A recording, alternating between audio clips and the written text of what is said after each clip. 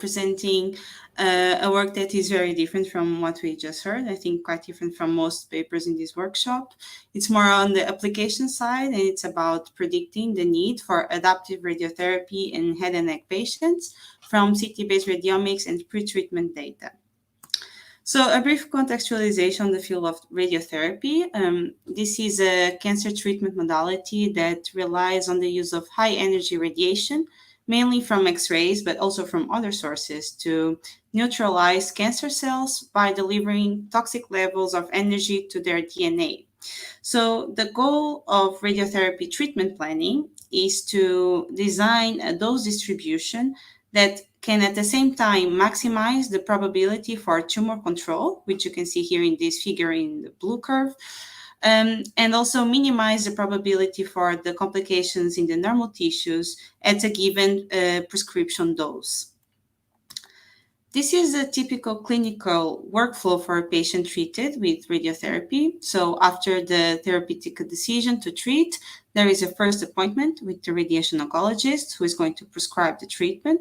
And then there is a very important step, which is the planning CT, because it is based on this computed tomography scan that the patient is going to be positioned in every treatment fraction, and that the radiation oncologist is going to delineate the targets to be irradiated and also the organs at risk that should be spared. Then the medical physicist can design the treatment plan, which has to be approved by the doctor before it can be delivered to the patient. Currently, the gold standard for radiotherapy treatment is intensity modulated radiotherapy, because as you can see here in this picture, it allows for very conformal dose distributions, which can, of course, increase the sparing of the surrounding normal tissues. But this means, as you can observe, that there are high dose gradients in the border of the tumors, making this technique highly sensitive to positional and anatomical modifications, which will naturally occur during radiotherapy treatments. So these are typically treatments that take weeks, and several changes can occur, such as the increasing or decreasing of the tumor, or patient losing weight, which is very common.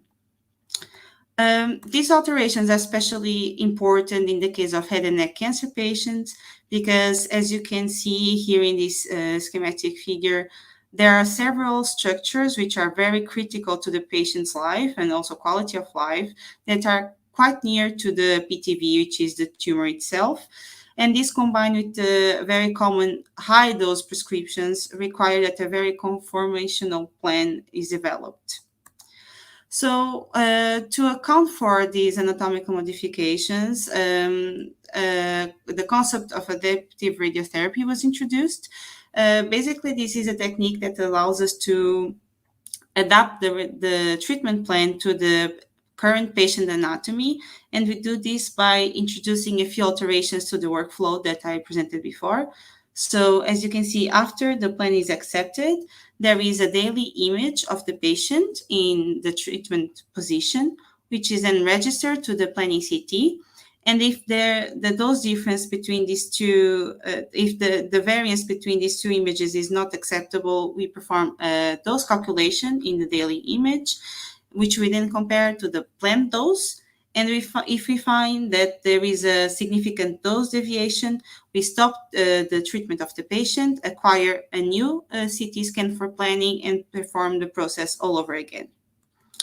So as you can imagine, this method has the potential to improve the sparing of the organs at risk and the quality of the plan, because we actually adapt for the patient anatomy at the present moment.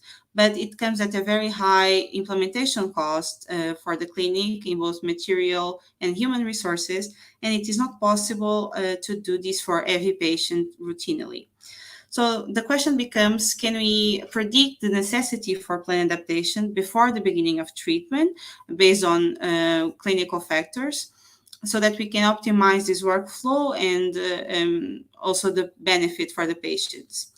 This is the problem that we try to solve. So we analyzed 72 patients, 36 that required adaptive radiotherapy and 36 that did not. And we developed 3 support vector machine models, one using only semantic features, one using only radiomic features, and a third one using a combination of both.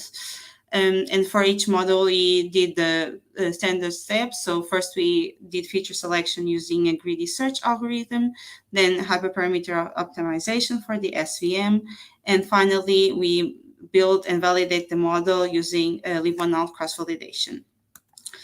So the results showed that for the semantic features, the only variables that had significant differences between the groups were the planned minimum dose to the GTV, which is the tumor, and the volume and surface of area of the tumor, which were significantly higher in the patients that required adaptation, which these results are in conformity with the published literature on this topic. And then after the feature selection step, we arrived at the optimal result for 6 variables, which were the age, the initial weight of the patient, the prescription dose to the adenopathies, the minimum dose to the GTV, the T stage, and the drinking habits of the patient. For these features, we achieve an AUC of 0.8, which was quite good.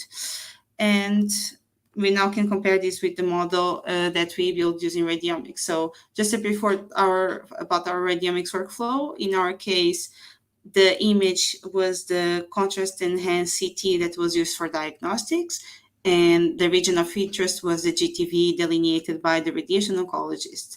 So after the traditional pre-processing step, we extracted 251 radiomics features, which we fed to our feature selection model, and then built the SVM using the selected features. Once again, the best results was achieved for 6 features, and we achieved an AUC that was very similar to the previous one with only semantic features with 0.799. But the interesting result here is when we halven the number of features, so with only 3 radiomics features, we also get a very comparable result of 0.76 AUC, which we could not observe in the case of the semantic features itself. And actually, if you look at this figure, there is not a significant or a drastic difference between the models trained with 3, 4, 5, or 6 radiomic features, which could indicate that these radiomics features have more generalizability for other cohorts that the model has not seen yet.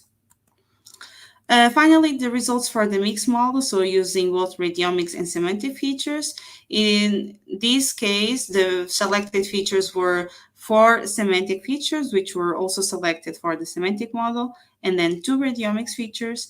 And we get a very big increase in the performance of the model in this mixed approach, with an AUC of 0.84.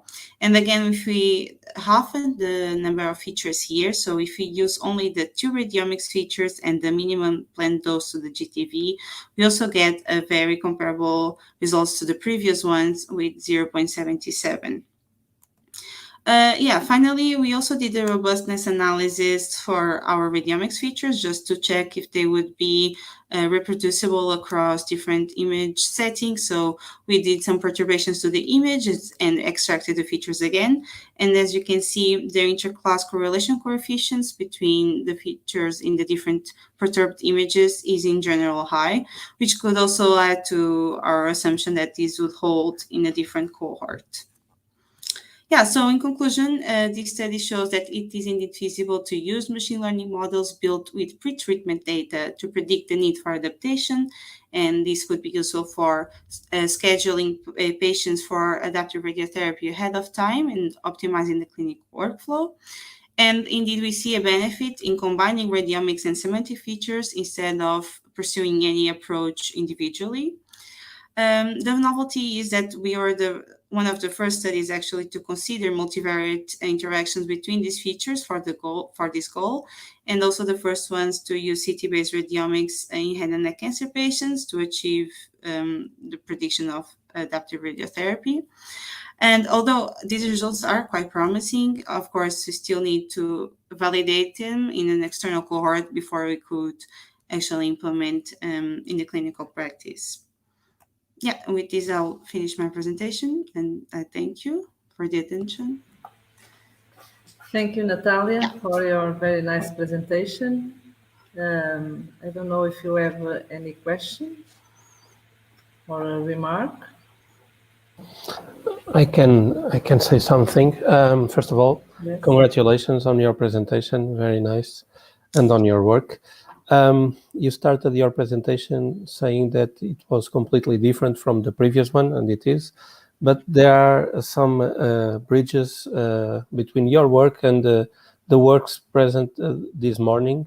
One of the works was on radiotherapy, Yeah. and there was another work on feature selection, and another work on parameter optimization. So here there's a lot of bridges between the different topics that we already approached in this workshop. I only have one question. In the feature selection, you mentioned that you have a greedy algorithm. Yeah. I didn't read your work, but do you know exactly what was Yeah. the feature selection algorithm?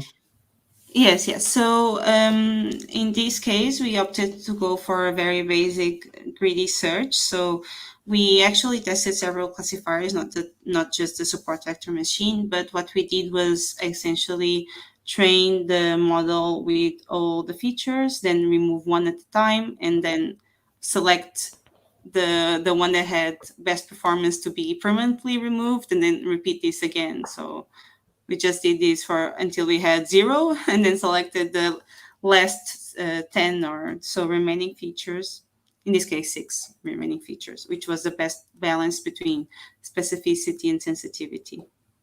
Okay, thank you. Yeah. Basically, there are two basic feature selection procedures. SPSS uses two backwards and forward selection, so you choose one. Very well. Any more questions? Okay, maybe we can, thank you, Natalia. Maybe we can go to the last speaker. Pedro Teixeira will present, you can share your presentation. I will try to share my screen. Indeed.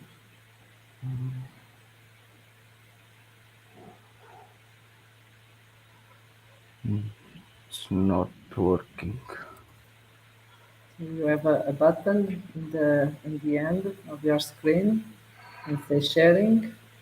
Yes.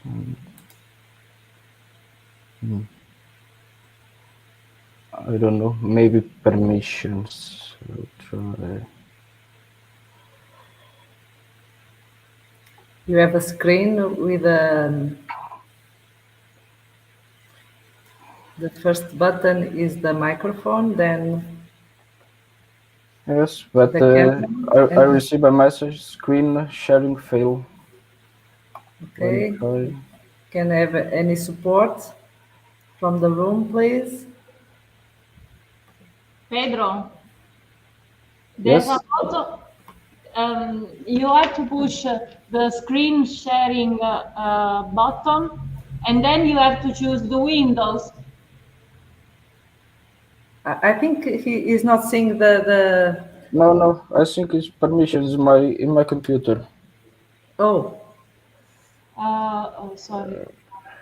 So You can send your presentation, maybe. Yes, of course.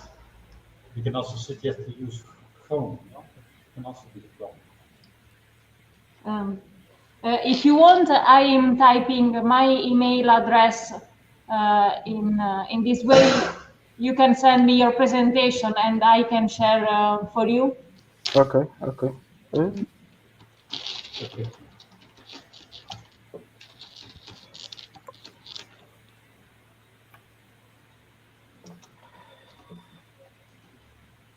In the meanwhile, you can try to change your browser. I try to exit and enter again in the room.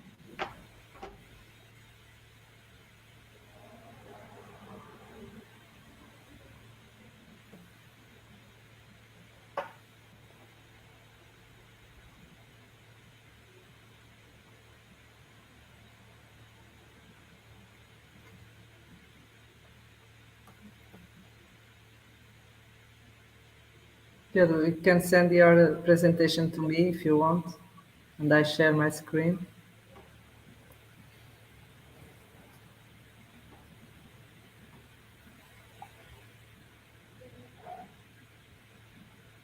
I think we can discuss anything. It's not online anymore. Yeah, I think he changed to a different browser. Yeah, perfect. Pedro, now we can see your screen. And the link. Okay, Pedro, Okay. you can start. Okay. Sorry. So good afternoon to everyone. The title of this study is to measure plantar temperature change in the thermal image using basic statistical description, and this work is developed by Professor Vitor Filipe and Professor Ana Paula and me in the University in Utah. So, okay, a quickly introduction. So the diabetes mellitus, or also diabetes, is a chronic heart disease that is characterized by the inability of your body to use the main source of energy. It's known by glucose, which is resulting in the increase of blood glucose levels, that known by glycemia. So diabetes is a disease for life, and which can have a serious consequence if not well controlled. And it approximately have 3.2 or to 5 million of deaths were associated with this disease. And is the one of the most the predominant disease in the world. So diabetes individuals frequently develop a pathology named by diabetic foot that is characterized by a variety of foot injuries like ulceration and destruction of deep tissues that can be related with neuropathy or the vascular disease. So these problems are directly linked to abnormal change of the temperature in the plantar regions, and this justified to temperature monitor and identification the characteristics patterns in the foot. So like this, the main objective of this work is to develop a methodology to analyze the diversity of the thermal change and on the plantar region of diabetics and the healthy individuals, classifying each one in the two categories, or healthy or a risk of ulceration. So for this study, we use a thermographic foot of the plantar of the feet, and this study will help to early detection and injury risk and helping to prevent the ulceration. So the methodology used for this work, the method proposed have three phases of processing: the temperature clustering, the index computation, and the classification. So the first phase, a classical algorithm, divides the foot into 5 regions based on the temperature values. And in the second phase, for each cluster, is calculated a index with descriptors like average and maximum and minimum. And in the last phase, we'll apply a threshold to proceed this index to classify the class in the healthy or risk of ulceration.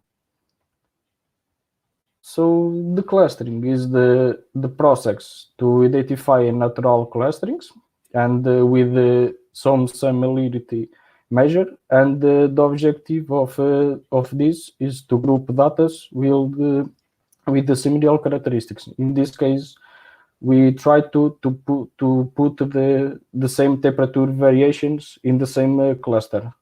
We can show these three figures, and is different, like different patterns in the fits. So the index is calculated as the average of the positive difference between the temperatures of an individual and the corresponding reference values. These reference values is obtained as a average the data of the control group. So this index is an indicator of the variations in the temperature, and this can give an idea of the risk. So in the last part, based on these index values is selected a appropriate threshold, and this will classify the thermograms. And the success of this classifying depends of the selection of optimum threshold volume. So the experimental results. For this, we use a public database with 122 diabetics and 45 healthy individuals. And in this table is show the average and the standard derivation of the temperature for the control group per cluster after applying the kappa means clustering with different description. We use the average, the minimum, and the maximum description, and calculate the reference values for all descriptor. So with these experimenters, we test some metrics. We used some metrics: the sensitivity, the specificity, the precision, the accuracy, the F measure, and the VR. This VR is to find the best threshold method, and this is known the point close 0 corner in the rock plan. So analyzing the results obtained with different descriptions, it can observe that both the average and the maximum present similar results, but the maximum description presents more unbalanced sensitivity and specificity. And we conclude that the minimum is the description that presents the best results. You can see in this metric, and the rock curve is the description with the best classification, best results. So in this table is illustrate the cooperation between these three descriptions in different situations. So in the first case is a thermogram for the control group, and is detected easily the butterfly pattern is this pattern, and the clustering can show this. And in the second example, as chosen to identify a case when this pattern is not so well defined, and in the third case is a fruit that can be characterized as a DM individual, like different temperature change. So when cooperating the different description, it can be noticed that in general the present method is able to correctly classify the fit for all descriptions, and when the temperature distribution of the plant of food preserves the butterfly pattern, or when the hotspots are visible and cover the interplanetary area, like the third example, both the average and the maximum can describe this. On the other hand, using the minimum descriptor, the method is able to find small thermal changes like this change. So the conclusion, based on the present results, the method proved to be effective in helping to measure temperature variations in the plant of feed, and the index present is able to detect these variations, which signifies that the higher index values correspond to greater values of temperature variation, and this can contribute for healthy professionals to have access to a diabetic food classification. So in the future, we intend to balance the number of the thermograms of diabetic and healthy individuals, extend the data set. So, and that's it. Thank you for your attention. Thank you, Pedro. Very nice and very interesting presentation. I don't know if anyone wants to make a question. I can make a remark. Thank you, Pedro, for your presentation. It's a very interesting work. This morning, we have another presentation that used k-means for cluster calculations, and you also use k-means. Two questions, actually. I don't know what software do you use to calculate the clusters, and the second question is, k-means is widely used, but has a disadvantage. You need to provide as input the number of clusters you want. Why do you choose 5?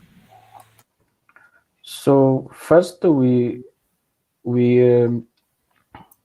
use the MATLAB in this work, and we use 5 clusters because in another work last week, in the last year, in this conference, we test some examples with 3, 4, 5, 6, and the 5 is the best case. And now you use this to continue the work.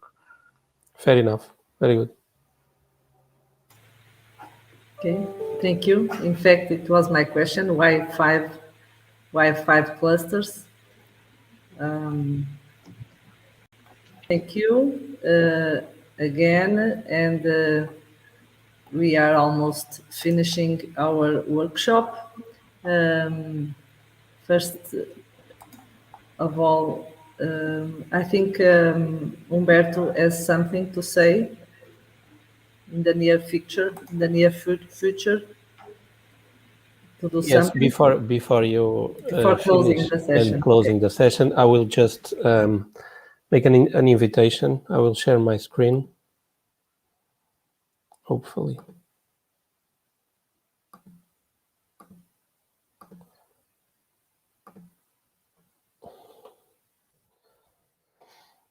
Are you seeing? Yes. Yes, okay. So it happens that this year the shares of the computational and optimization and applications workshop are also guest editors of a special issue, which is development and optimization of mathematical models for operations research. And the team is broad enough for most of the presentations that authors have here. So we would like to invite you all to submit an expanded version of your works or different works if you feel it's interesting for you. And we will send an email with a link for you to look at this closely. And if it's of any interest, we will welcome your submissions. Okay, thank you, Humberto. This is the special issue as the deadline of November, 13 Yes, November. it's Yes, till the end of this year. yes, we all have time to prepare or extend the paper. So, thank you very much for all the presenters. I think it was a very nice workshop. No shows. and very interesting presentations, and very, very nice and interesting presentations. Thank you all for all the effort in submitting papers for our workshop. We continue with this workshop next year, and we hope next year we can be there in the place of the next year conference. And I hope we can be there, all of you, and us too. Thank you all. And I don't know if anyone wants to say something. We have time. Otherwise, we I'll close the just session. thank you, Anna, and thank you, Humberto, for your great work. It was really a good conference. Do you know where it will be next year? Yes, we know, but I don't know if we can. It's not allowed to say yet. Okay, Yes, sure. it will be announced in the In the dinner. ending, in the close. Always Okay. it is announced in the dinner. Okay. We will not go to the dinner, but I Okay. think somewhere in the conference, after the conference, please go to the website again to see where it will be the next one. It will be in Europe. I can say that it will be in Europe, and also check, because there will be announcing. We will be announcing the best paper awards for our workshop, and I think it will be announced in the dinner as usual, but maybe in the website they will show the best papers. Notice that the best paper awards is 500 euros, a check of 500 euros for the best paper awards. So please submit papers, because one can be given to you. Okay. Thank you again. I don't know if Humberto say thank you again. Well, just to say, hopefully next year we'll be in presence. And thank you all. Okay. Thank you. Bye. Thank you. Bye-bye. Bye-bye. Bye. Bye. Thank you all. Bye bye. Bye. Thank you.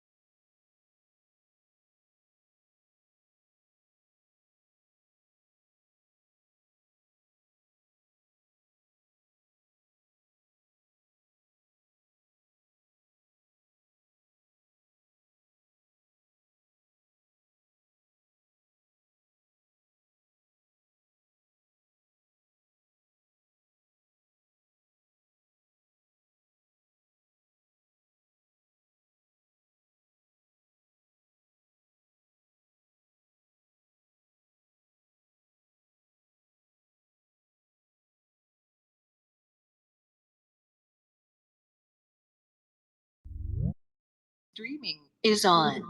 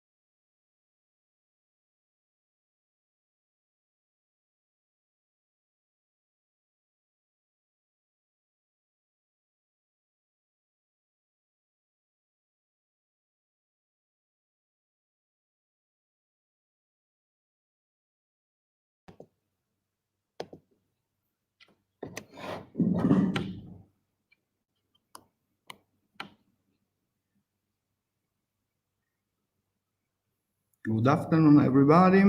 I'm Michele Campagna. I'm full professor of spatial planning at the University of Cagliari. Welcome to the workshop on geodesign and decision making and at the International Conference of Computational Science and its Application. The workshop was organized by myself together with Professor Francesco Scorza from University of Basilicata, Italy, and from Professor Ana Clara Moura from Federal University of Minas Gerais in Belo Horizonte, Brazil. Hi, Tiago. So we have this is the first session of the workshop. We have 3 presentations. The second session will be held just after this one, after a little break at 5:45 p.m. local time. And the next one, the third one, will be held tomorrow morning at 9 a.m. local time. So without further ado, we have 3 case studies, all from Brazil. The first one from Fortaleza, the second one from Belém, and the third one from Rio de Janeiro. And I think this case study are also related to the research of the global network of the international geodesign collaboration. And I must acknowledge that Brazil this year did an amazing work with the IGC. And so we will see, we will listen from the author the case study. So the first case study is from Fortaleza. I think Newton is presenting, right? Please, the floor is yours, Professor. Newton. Welcome, and please, Okay. I remind you all that you have 15 minutes, and then we will have some little time for question at the end. Please. Okay. Thank you, Professor Michele Campagna, for the opportunity to present our work. I will start sharing my screen. Okay. Yes, please.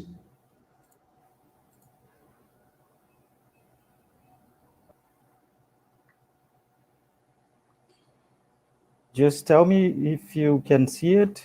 If it's we can see it. Okay. We can see. We can listen. You can go, please.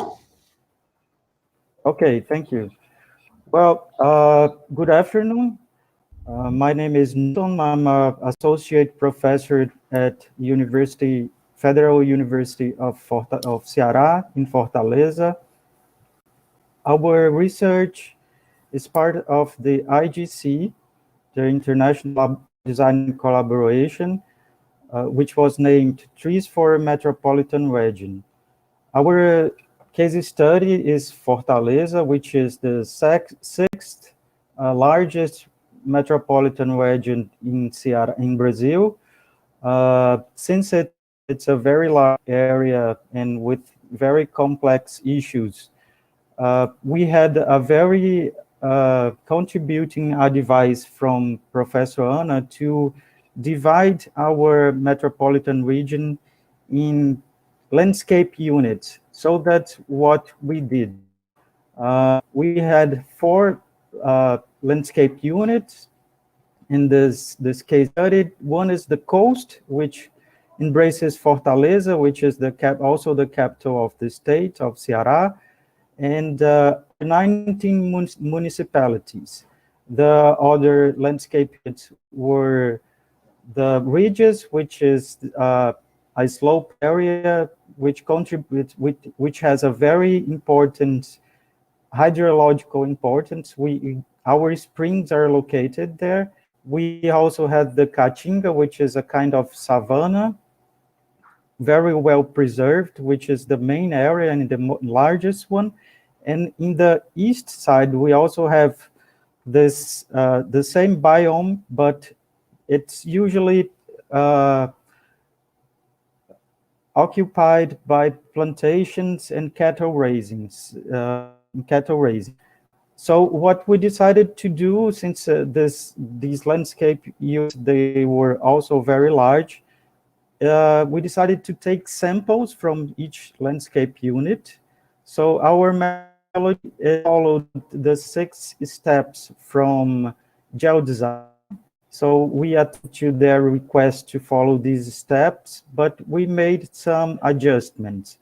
One of them, as I said, was the division in landscape units, and also the worked in samples. Our designs were proposed in samples. We also embraced a concept which is trying to have a more sustainable development, since the proposed scenario is for 2050. So Fortaleza is our region, metropolitan region, is very macrocephalic, very unjusted, unfair development in this scenario. So we decided to think about a more balanced development. So about what we were drawing in designing those green areas to enhance carbon credit, our result was very, very above the expected goal that IGC proposed for us. We had a goal of 30%, and we reached 87%. So it was it was much higher than what we needed. So what we decided to do was to look better at the GIS maps that were provided for us, and prospect the opportunity to use machine learning and also information modeling to improve those results, to be more precise. And these are the selected layers that we will have to look after with better attention, so we can decide information we need to look with more preciseness, and to design better patches of green areas. And also thinking about the innovations, since we are working in a country under development, these innovations are important for providing food, shelter, access to more land, and about social justice. So these are the innovations we had to look at while we were drawing those green areas. And here are the scenarios we designed. The traditional one is the one that thinks these areas, they would continue to be like they are.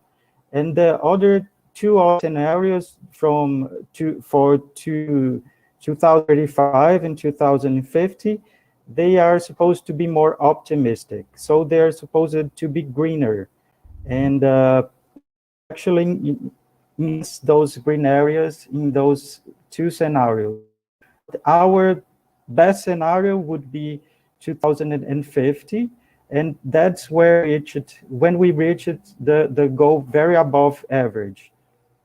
These are our numbers. After we designed those cells, we had to replicate those results to the entire area of each landscape unit. So we would have the total amount of carbon credit that we could generate in the best scenario of 2050.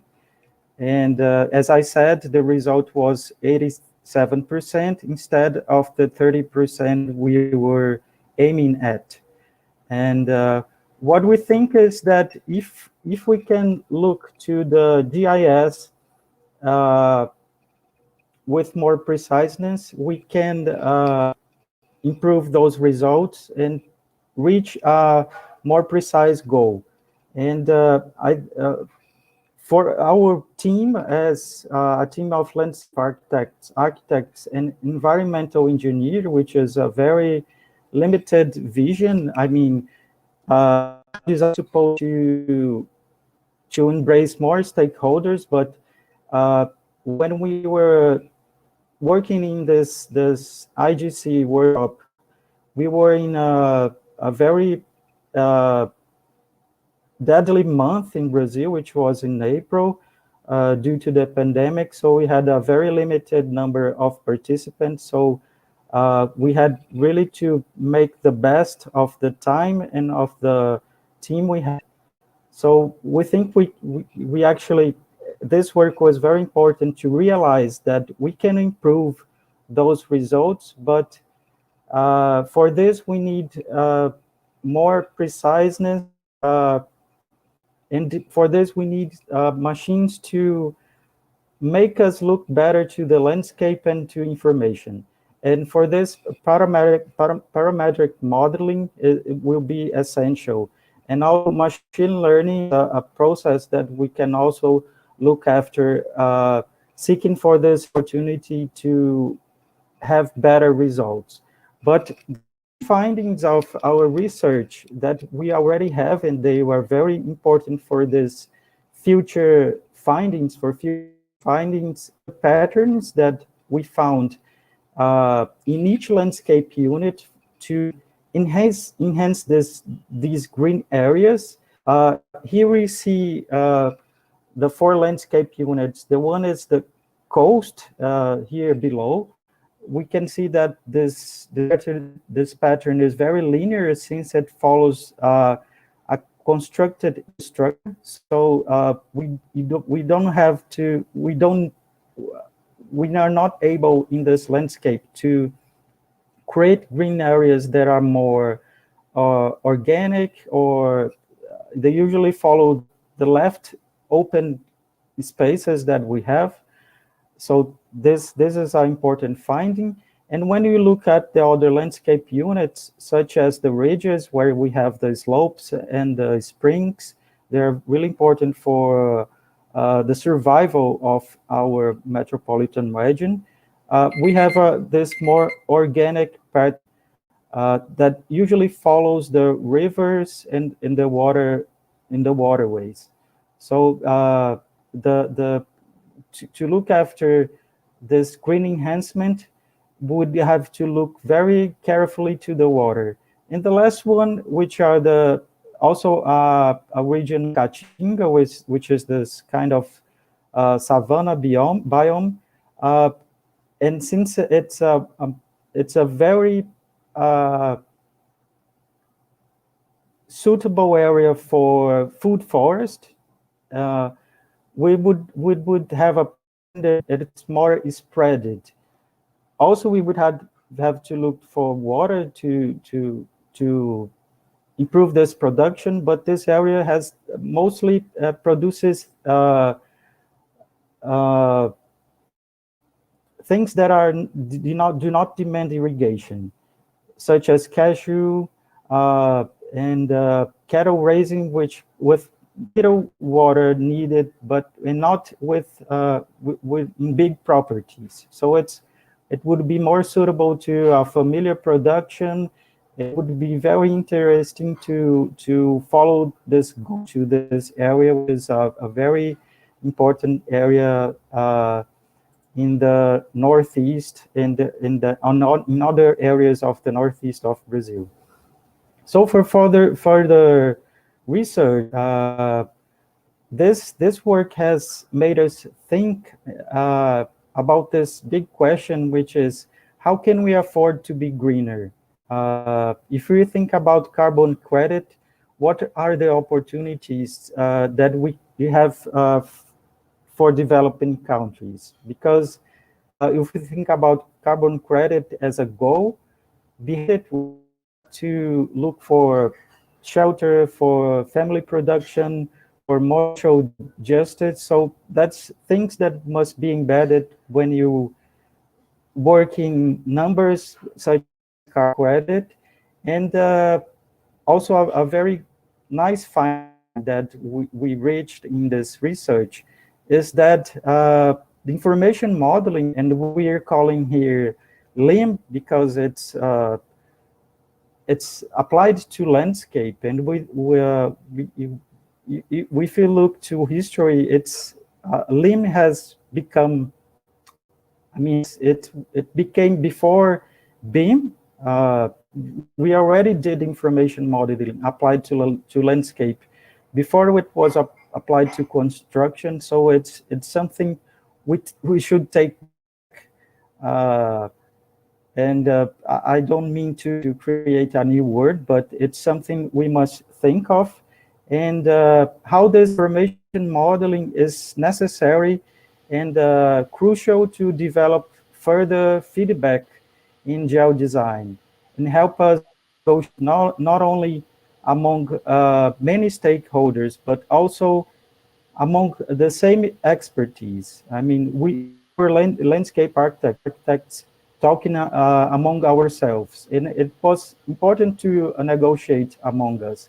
So we think this research has further steps to be followed, and we hope to hear from colleagues that so we can think together how can we go further in those findings and how we can share information to keep on researching about design, information modeling, machine learning, and landscape planning. Thank you for all for your attention.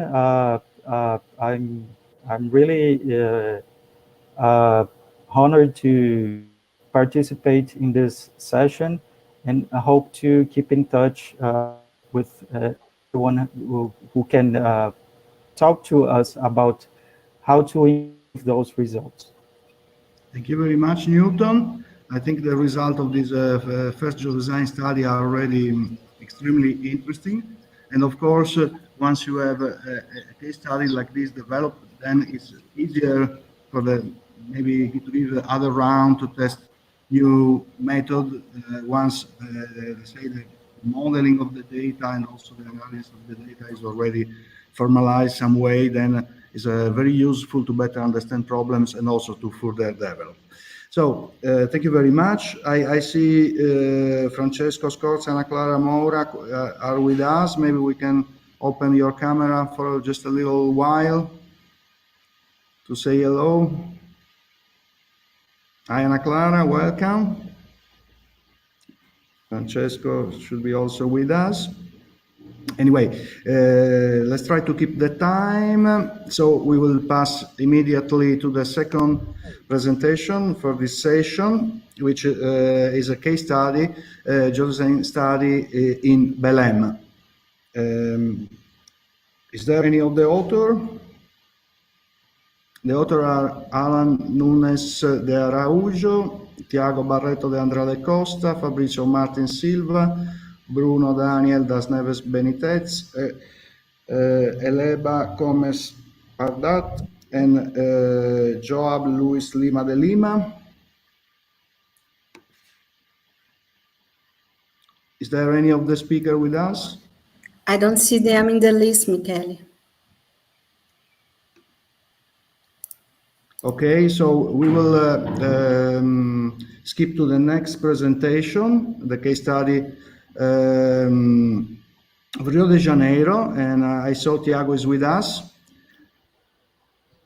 Morning, afternoon. Morning, Anna. Still morning for us here, down here in Brazil. Hi, nice to meet you again. It's been a while. So, please share your screen. The floor is yours. Okay, so I'm gonna share my screen, and there was a suggestion just for me to record the video, so I'll just play the video. Okay, I think it's easier. It flows better, so I will just share my screen and play the video. Okay, you just acknowledge if you hear well, the audience hear well the video and the audio. Okay, very just good. A second.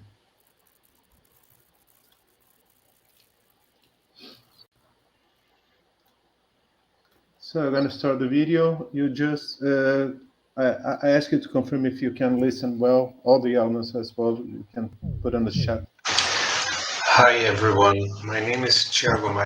Is it okay? Is it okay? Yeah. Oh, good. So I'm going to play again. Thank you. Thank you. Hi everyone, my name is Thiago Marino and I will present the work Geodesign applied to propositional scenarios of medium and long-term sustainable projects for Rio de Janeiro metropolitan region. And the authors of this work were Thiago Marino, me, César Rocha, Ashley Rosa, and Thiago Mello. So briefly, we bring you two basic concepts which guided this work. The first one is the VGI, the Volunteer Geographic Information. Basically, with it tries to make the involvement of citizens easier in activities of generation and maintenance of geolocalized data. Basically, today, with the popularization of mobile devices and the internet connection, it creates opportunities for simple people, ordinary people, to create data and to geolocalize it. So we can use the geolocalized, the geographic relation, establish connections, and we can have a better understanding of the environment, especially when these ordinary people face problems and they feel problems in their own community. They can and they want to support, and they want to collaborate. So today we have a lot of samples, examples where people can simply upload data and basically collaborate with these big databases. In this first picture, we can see an example of VGI platform, which is the Openstreetmap, where any user can access its database and navigate through the satellite image and create the roads and the blocks and the buildings and name it and classify. So you can enrich these knowledge base simply by the collaboration of ordinary citizens. And the second concept is the geodesign, which basically is a methodology that supports decision making based on the generation of critical awareness and co-creation of ideas. This second image depicts some features of this very complete methodology. This first one is the workflow of geodesign, but basically it's too small. It's a tiny picture, but you can see that here we have groups, and you can cluster and group these people, which basically are very from distinct areas, and they can help to build projects and policies and discuss and give feedbacks to the system and discuss about prospective scenarios. You can also split into many scenarios. In this case, we have 3 scenarios. This current year, in this case 2020, and then 15 years later, and again 15 years later. So you can create scenarios, and early adopter, late adopter, or non-adopters in terms of innovations. Here the methodology works with systems. Basically here we have, I guess, 9 systems: water, agriculture, green energy, transportation, institutions, housing, industry, and commerce. So you can classify also and create projects and feed with the knowledge base with information, with current knowledge information regarding the location of the project. And here finally you can also evaluate the impact of the proposed projects into the SDG, the Sustainable Development Goals, the impact that these projects will cause to the SDGs goal, which is very, very important nowadays.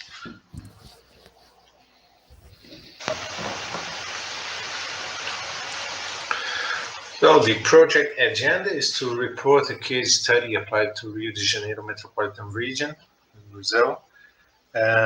We promoted a virtual workshop in sessions dedicated to discuss proposed ideas and also create project models for sustainable urban planning.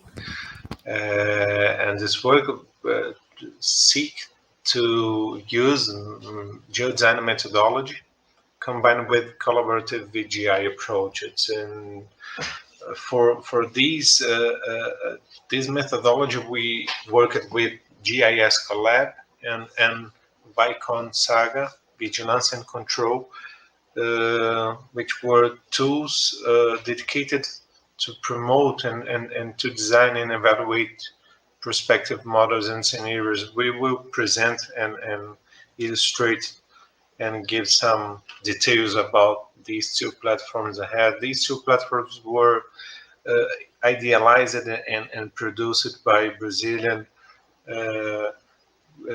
work groups and research groups, and we will provide some information and their roles in this project ahead. Here we can see the location of Rio de Janeiro metropolitan region. On the left picture we see Brazil, located into South America continent. This is the Atlantic Ocean. On the southeast region of Brazil, we have Rio de Janeiro state, which is bounded by this polygon. And if we zoom in into this specific point, we can see the city of Rio de Janeiro, which is this polygon, but we have 22 municipalities comprehending the Rio de Janeiro metropolitan region.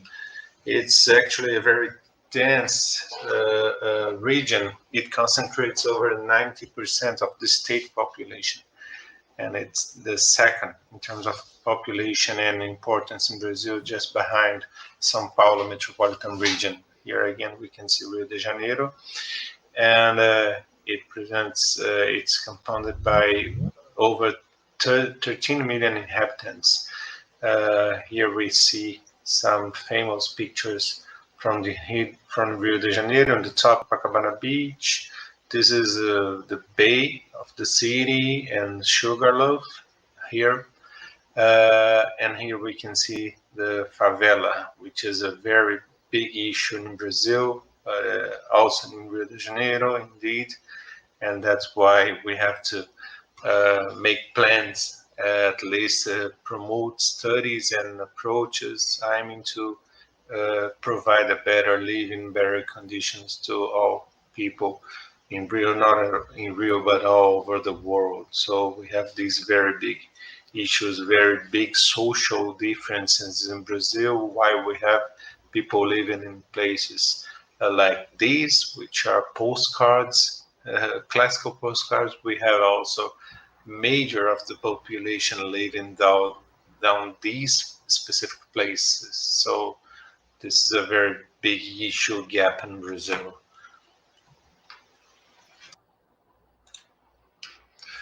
In terms of methodology, we had a 10 participant work group, and we had 4 meetings, virtual meetings, and basically in day 1 we had the reading enrichment stage, where we could geolocate and indicate potentialities and vulnerabilities in this region. And basically we used a web-based GIS called Vicon Saga. For day 2, we have the construction of ideas for non-adopter for 2035 and 2050 using another platform, web platform, a GIS Collab, and using the dialogues tool. On day 3, we had the construction of ideas for late adopter for 2035 and 2050, also using the dialogues tool, and we could define a goal to increase by 30% the carbon credit until 2050. We have a widget in this platform where we can measure and see in real time, by the time we create green areas, the impact over the carbon credit, so we can control this percentual. And finally, in day 4, we had the construction of ideas for early adopter for 2035 and 2050, and through the dialogues tool also could comment and vote, debate on these projects. So all of these pictures were taken for the GIS Collab platform, and you can see the evolution of the scenarios for each year and which modality of adoption.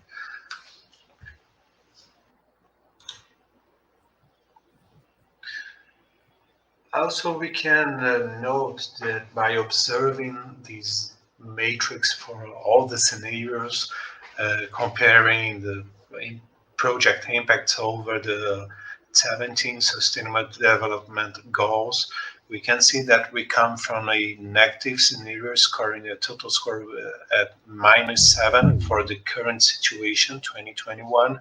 And as long as we go for 2035, the total score is 44 points, and we can see more positive projects over the rows and over the columns.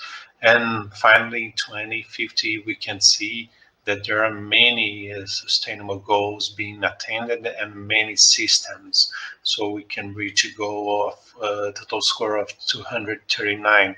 Same happens as long as we come from non-adopter scenario to late adopter and early scenario. This total value escalates from 65 points, passing through 190 and then 239. And if we observe the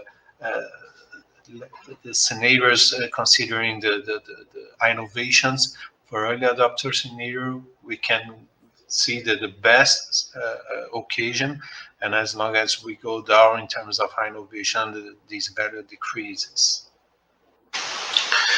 From many projects proposed by group participants, we picked 4 innovative projects, and you can see that there are 4 different systems here. The first one on the top left, we see the transport, the passenger transport by sea. And the second one here in the water system, a seawater desalination complex to supply water for the metropolitan region.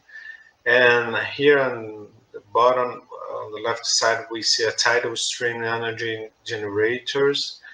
And the fourth one is in terms of residence. It's actually a prevention system, a sea level rise prevention digs. As we can see here, we can note that these projects are taking the advantage and the fact that Rio de Janeiro metropolitan region is widely covered by the sea. So all these projects were attempting to take this advantage to promote innovative projects and solutions for a sustainable living into the future.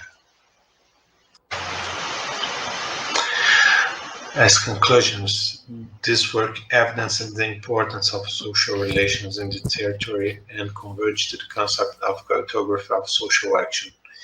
And finally, inclusive and democratic methodologies such as geodesign supported by collaborative and digital platforms such as GIS Collab and VConserga adopted in this study corroborates the importance of urban and environmental planning for the conscious guarantee of environmental resources in the medium and long terms.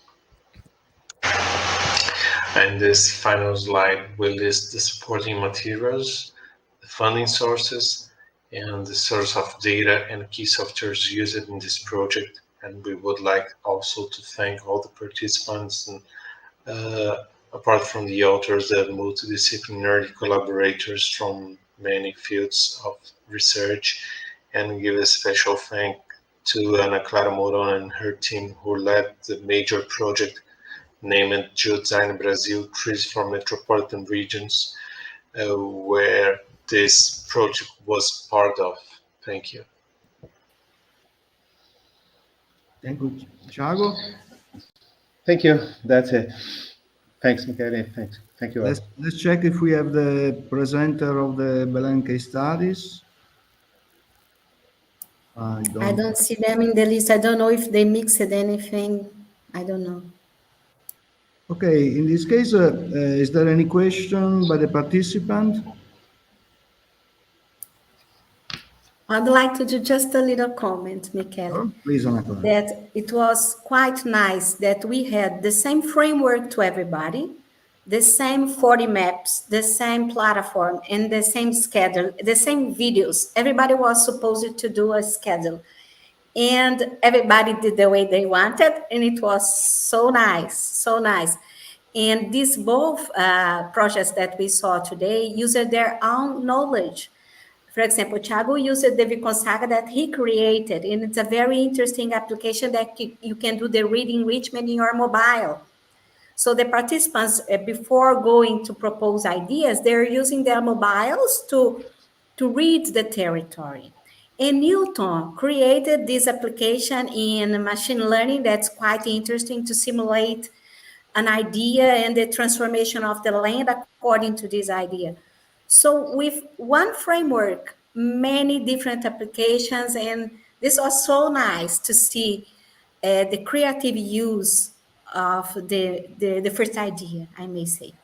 Actually, I had a very similar comment, and basically, with the GeoDesign Brazil, you have one level of coordination, and then there is the IGC also that give another level of coordination, and altogether this allowed to have comparable case study, but at the same time, the flexibility that you organize in GeoDesign Brazil also enable all the participants of your network to specialize in some different part according to their background, to the local condition. So also this demonstrates the flexibility of the approach that can be adapted to many different conditions. So the case studies are comparable on one side, and on the other side, everyone of the case study show something different. So this is very, very important for research in order to broaden our knowledge of what we can do actually with GeoDesign. And the GIS Collab platform, I understand that is an open platform based on standards, so it can be integrated with different plugin and widget, and can be integrated with other technologies and models. So it's very, very reliable.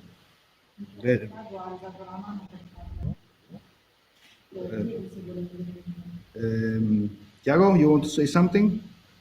Yes, just would like to give a special thank to Ana, who led us into this major project, Trees from Brazil, and she had this massive work joining a lot of regions from all over the territory, our big territory, and it's interesting that the methodology is very complete, but it's flexible at the same time.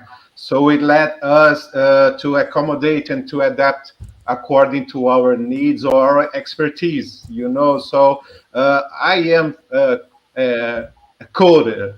I am from IT, the guy from IT. So I took the expertise me and my group have to put our system, our platform, and deliver it to our collaborators.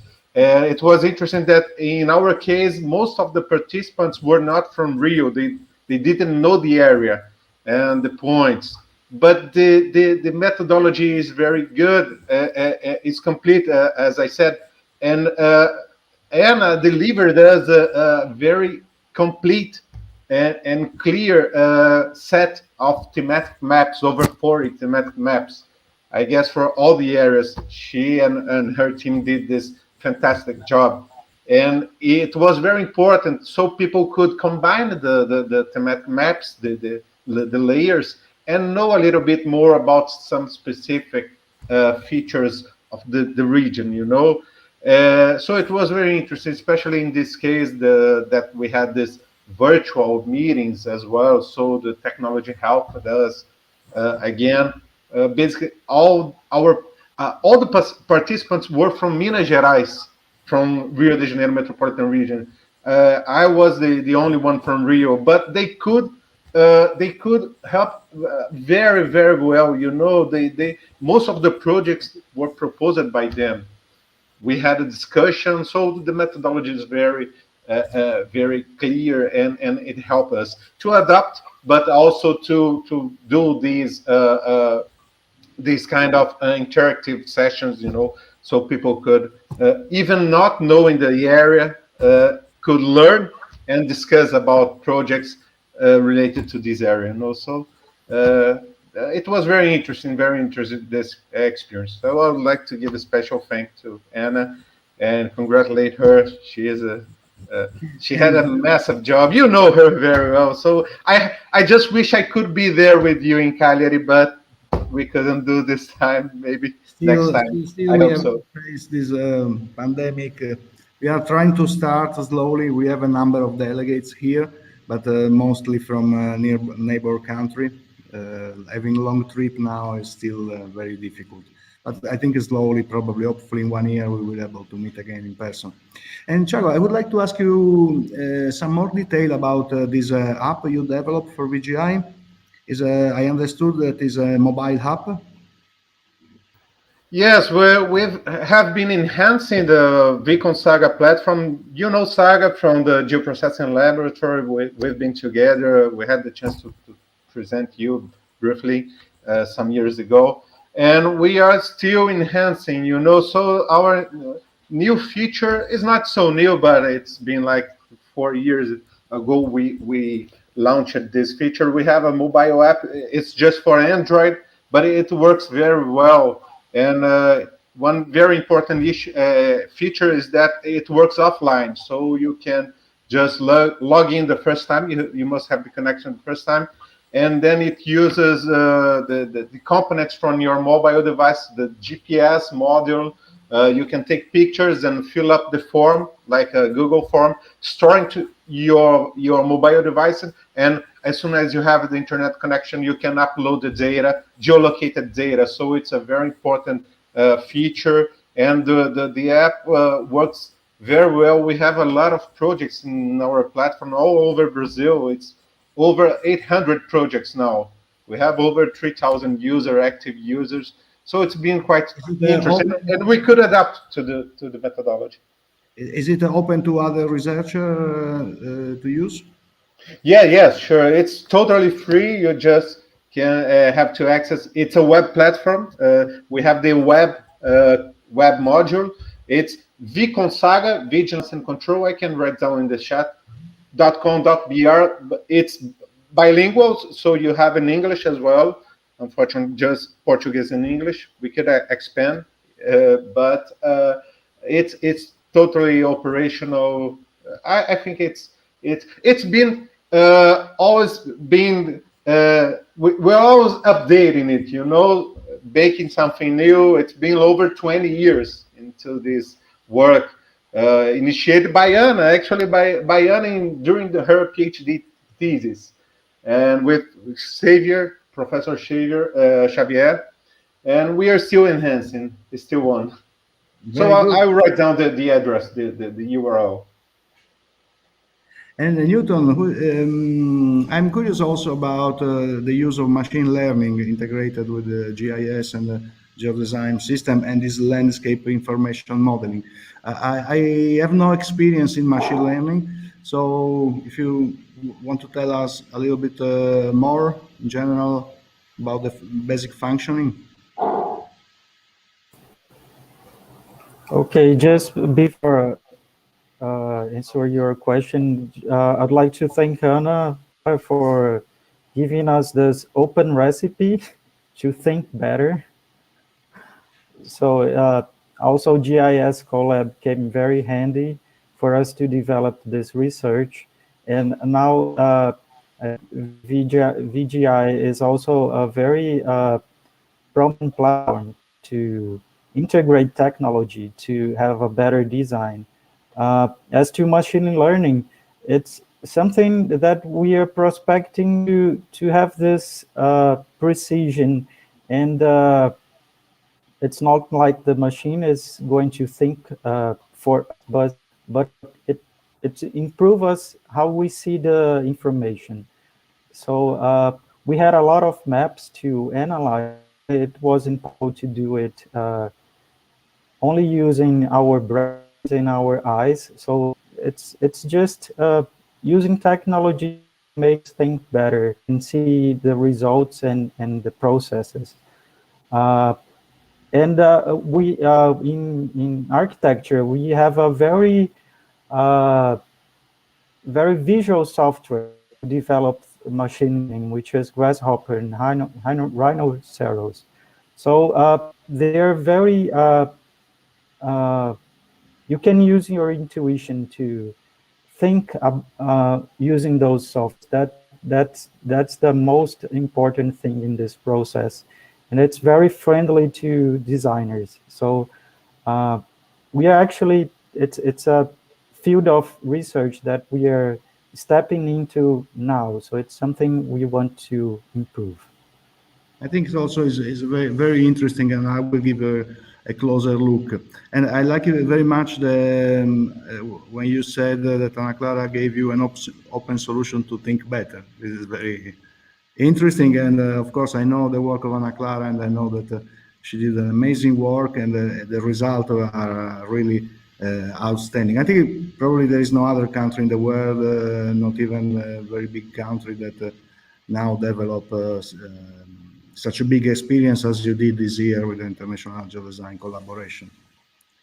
Francesco, you want to say in something? fact, Michele, we were living in a specific condition in that time. Very hard condition, as Newton explained it. The COVID was terrible at that time. That's why in the first meeting of Thiago, we had other people from Rio de Janeiro and from the State University of Rio de Janeiro collaborating. But in the second meeting, they disappeared because of the COVID that was terrible, mainly in Rio de Janeiro. That's why only the people from Minas Gerais continued in the other meetings. But I don't know how it's going to be in the future, because we had a specific condition, because we're closed in our house without going out, and we had to do something, and we started to work together. I don't know how we are going to develop this in the future, but I'm totally open to continue, because I like to have people around me. So let's see how it's going to be in the future.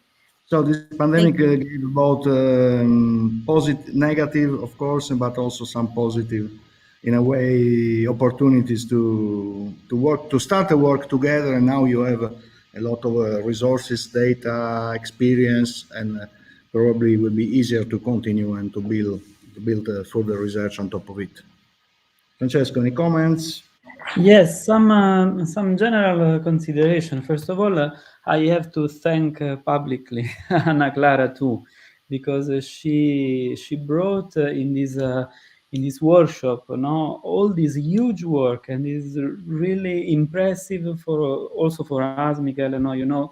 We discussed about that. Her capacity to bring together a lot of these different example and application of geodesign. Yes, of course, she proposed them an important support, an important technological support, but she also stressed people to deal with this methodology. And I am completely in line with some final remarks that Tiago and the other colleagues expressed just now, that effectively it's the same of my perception concerning geodesign. Actually, I am also quite not really experienced, but I started my process in learning geodesign and applying geodesign in different situations. And I have your similar perception concerning the robustness of the methodology. The methodology works. It helps us to think better, as you said before. And of course, we tested in how can I say, not in a real case decision, no problem, no. We tested in a simulation of a territorial planning, strategic decision making, territorial design, in many cases. So actually, I'm looking for to have the opportunity to go in the real world, in applying geodesign to a concrete decision making process, as also Michele did more than one time. So he is as well. Yes. And because I believe that there we can appreciate not only the methodology, but also the result, no? Because sometimes the results of a simulation is something that you recognize as, of course, a rational exercise, but an exercise at least, no? A results that where the conflicts doesn't reach no the same level of reality, because in a concrete decision process the level of conflicts is very high, and sometimes people have not the capacity to negotiate, no, or they are not suitable to negotiation. So there I believe that some problem, also methodological problem, has to be solved in that place, no, concerning that issues and concerning that problem. So we are completely in line. I hope that this exercise that probably pandemic crisis no, allowed to reach such results could go on, no, of course. And I'm also so interested in testing the platform too, Anna Clara. We discussed some a little about that. And I believe that together with GeoDesign Hub, this is an additional tool in order to let us more ready to implement GeoDesign in different situations and different case studies. So thank you very much for your contribution. I know that Ana Clara coordinated many case studies also with real stakeholders, sometimes with conflicts, sometimes less. And of course, when we work in research, basically we can analyze the result with our own self-critical review. But of course, when you work with real stakeholders, then you have the possibility to see also if the results are good in terms of being implemented. And maybe we are at a stage that it is quite early, because eventually we started 5-6 years ago, and we started with research case study and teaching case study, and now we are starting also to work with stakeholders. And from my experience, I can say the last case study I worked with within the metropolitan city of Cagliari, I was quite let's say scared at the beginning about the possible conflict, but eventually all the 17 municipalities contributed in a very constructive and collaborative way, and they managed to find agreement. And so hopefully the result will be eventually implemented. But anyway, the result are part of the strategic plan from the metropolitan city, and I think this is, from my perspective, a great result, very rewarding result. And in some cases, the collaboration is key, because public administration are not used very much to collaborate. They work within the boundary, and within the boundary of the administrative boundary, often they work alone without exchanging with other stakeholders. And if we talk about larger areas, they don't talk to each other outside the boundary. And but also already start talking together, framing the problem in the same way, understanding each other, learning from each other is already a big result. And of course, this approach is not new, but the way we are approaching it, I think, is new, and it offers very many possibilities. Okay, I think we can have a little break, and then I hope to see you again in about 20 minutes for the second section of the workshop. Ana Clara will present herself a case study, and also we coordinate the session. So yes, we'll have São Paulo and Campinas group. Very good. So thank you, Thiago. Thank you, Newton. Thank you, Ana Clara and Francesco, and see you in a while. See you later. Okay, bye. See you later. Thank you. Bye.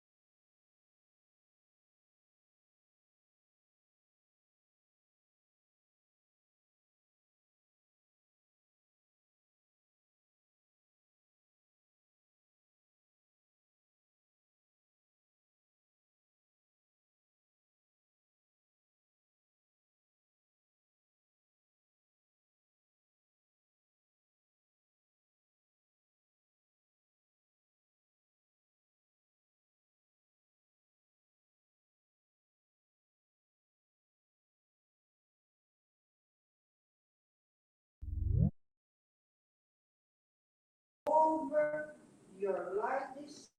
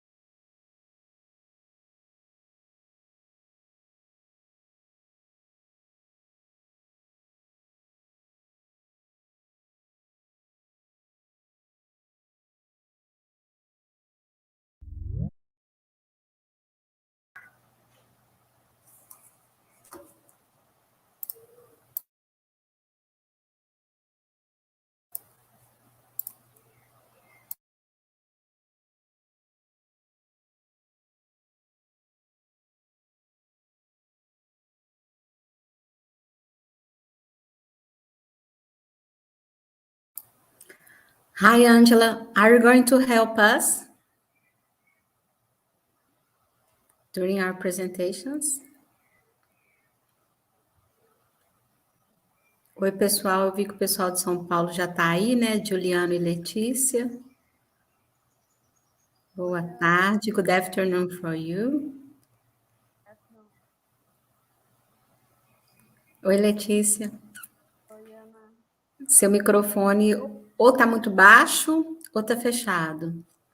Tá, deixa eu configurar. Eu te escuto lá no fundo. Deixa eu ver agora. Fala de novo, Letícia. Ei, André. Oi, Ana. Oi, Ana. Tá joia? Olha, Letícia, eu te escuto muito baixo. Tá baixo. É. Assim fica melhor? Fica melhor, mas teria um jeito de você usar o microfone do computador? Não, né? Porque senão você não escuta bem, né? Esse tá é do bem meu baixinho. Você vai ter que mesmo. falar bem... É você que vai apresentar? Isso. Ô, Letícia, você vai ter que chegar bem perto do computador, que tá baixo demais. Tá bom. E falar bem alto, tá? Computador aqui. Obrigado, Ana. Ainda tá bem baixinho. Vê se é alguma configuração que você tenha que fazer para aumentar aí. Tá. Olha, às vezes é uma coisa tão simples, Letícia, às vezes é o som do computador que está muito baixo. Eu deixei no máximo aqui também. Ó, Letícia, quando você chega bem pertinho, a gente te escuta, mas quando você sai dessa posição, a gente já não te escuta mais. Então, você vai ter que falar grudada na tela. Tá? Ana, posso tentar compartilhar o vídeo só para ver se vai dar certinho? Pode. Qualquer coisa, eu acho que a Ângela, que está ali, que vai nos dar um suporte. Tá. Eu gravei um vídeo também. Eu também gravei por segurança, gente, porque a minha internet é muito ruim. Isso, Hi, André, Ana gente... Clara. Hi, Angela. I'm talking in Portuguese. I'm sorry, because all the others are Brazilian, so I'm talking in Portuguese. Yeah, I totally understand. Okay, that's me from the University of Cagliari. Yes. I leave you the floor totally. I just remind you to fill in the evaluation form for all of the speakers. Yes, I received the link from Benjamin yesterday. Okay, perfect. Yes. I believe most of us decided to record videos because we were not sure about our internet, our connection. So just for security, we record the videos and we will share the videos when we begin the presentation. Andrea was testing the sharing. I believe we just need to share, isn't it, Angela? We don't need to do anything more, just to share and put the full screen. And, yes.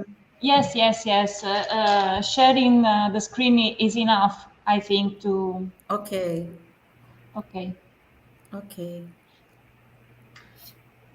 We can start in 3 minutes. In 3 minutes, yes. Let's wait for the others. The presentations are already here, but let's wait for the others. Okay. Gente, nós vamos começar em 3 minutos. Eu espero que a gente tenha plateia, senão nós vamos falar, nós vamos até falar em português, se a gente não tiver. Vai ser entre nós. Não, mas aqui, a gente vê aqui só quem está no Jitsi, né? Mas está sendo transmitido pelo YouTube. Tem muita gente assistindo no YouTube. Isso mesmo. Tá? Então, não podemos falar português, não. I understood the word YouTube. Yes, we are online. Yes, I was explaining them that at this moment, just Brazilians are here, but I'm explaining them that in Jitsi, just Brazilians. So don't believe that you're going to talk in Portuguese because in YouTube, everybody will be seeing us. And we must talk English. Perfect. You're a very good assistant.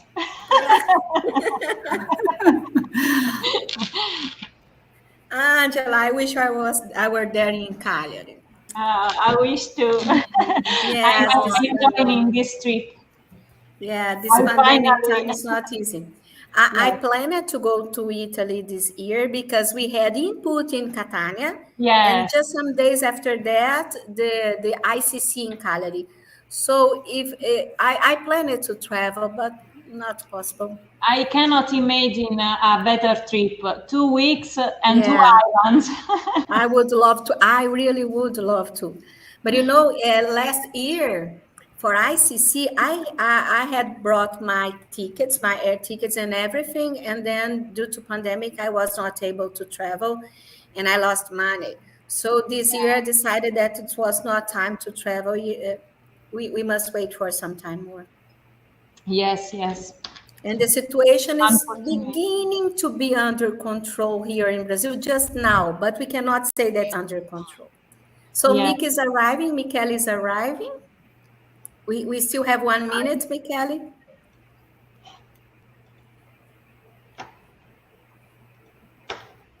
We decided, Michele, some of us, we decided to record videos because we were sure about the quality of internet and the quality of connections. And in my case, it's because I like to talk and it's difficult for me to stop talking. And when I record a video, I always have to record 2 times because I talk too much. And when I finish, I see that I had done much bigger than I was supposed to. Just to fulfill my time. Yes. I believe it's time to start. So this is the second section. Hi, Francesco. Hi, Michele. This is the second section of GeoDesign meeting. We have 3 sessions. One will be in the middle of the night for us in Brazil. That's the one that Francesco is going to conduct. The next one, that's in the beginning, it's 4 o'clock in the morning for us here in Brazil, something like that. Okay, so it's the second section. I believe I am the first one to present. So I'll do the play in my video and just tell me if when you start seeing my screen, please tell me. Can you see my screen with the presentation? Yes. Yes. Okay, so I'll do the play to make sure that I will do it in time. Okay. Professor Ana Clara Moura from Federal University of Minas Gerais, Brazil. I'm presenting the case study GeoDesign using GIS Collab platform. SDI consumed by Web Map Service and Web Feature Service and also Web Processing Service protocols in transformative learning actions in planning. It was developed by me with Christian Freitas and Ana Isabel de Sá. Ana Clara, sorry, Ana Clara. Planning today. Sorry, what happened? Now it works very well, but before your voice was so low. It was not very good. But now you consider that's okay. Okay, Now it is I'll okay. put it louder. And sorry, I have to do it again. Okay, reproduce it again. Okay, yes, please. Yes, please. Okay. Just 1 moment.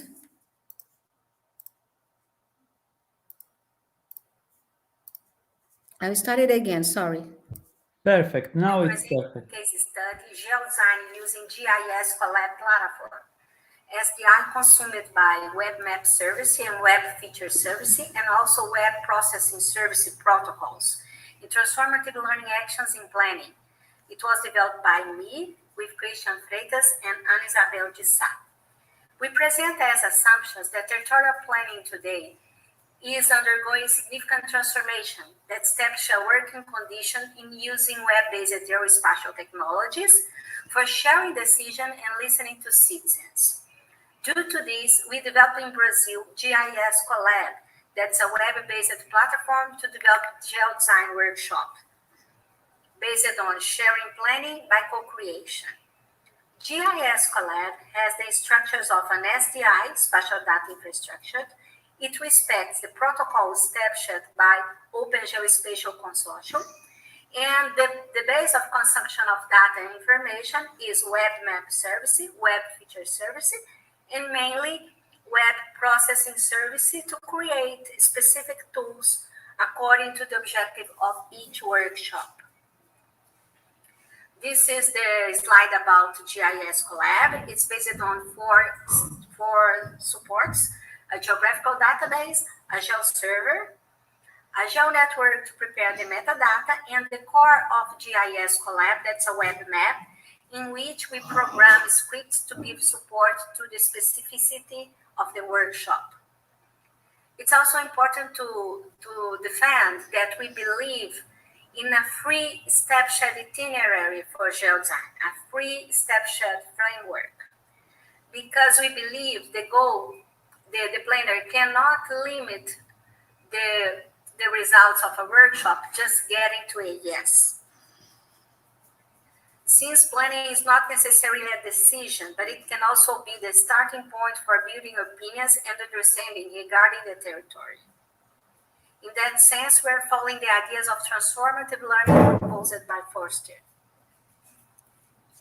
We are presenting 2 case studies to prove our objectives. What are our objectives?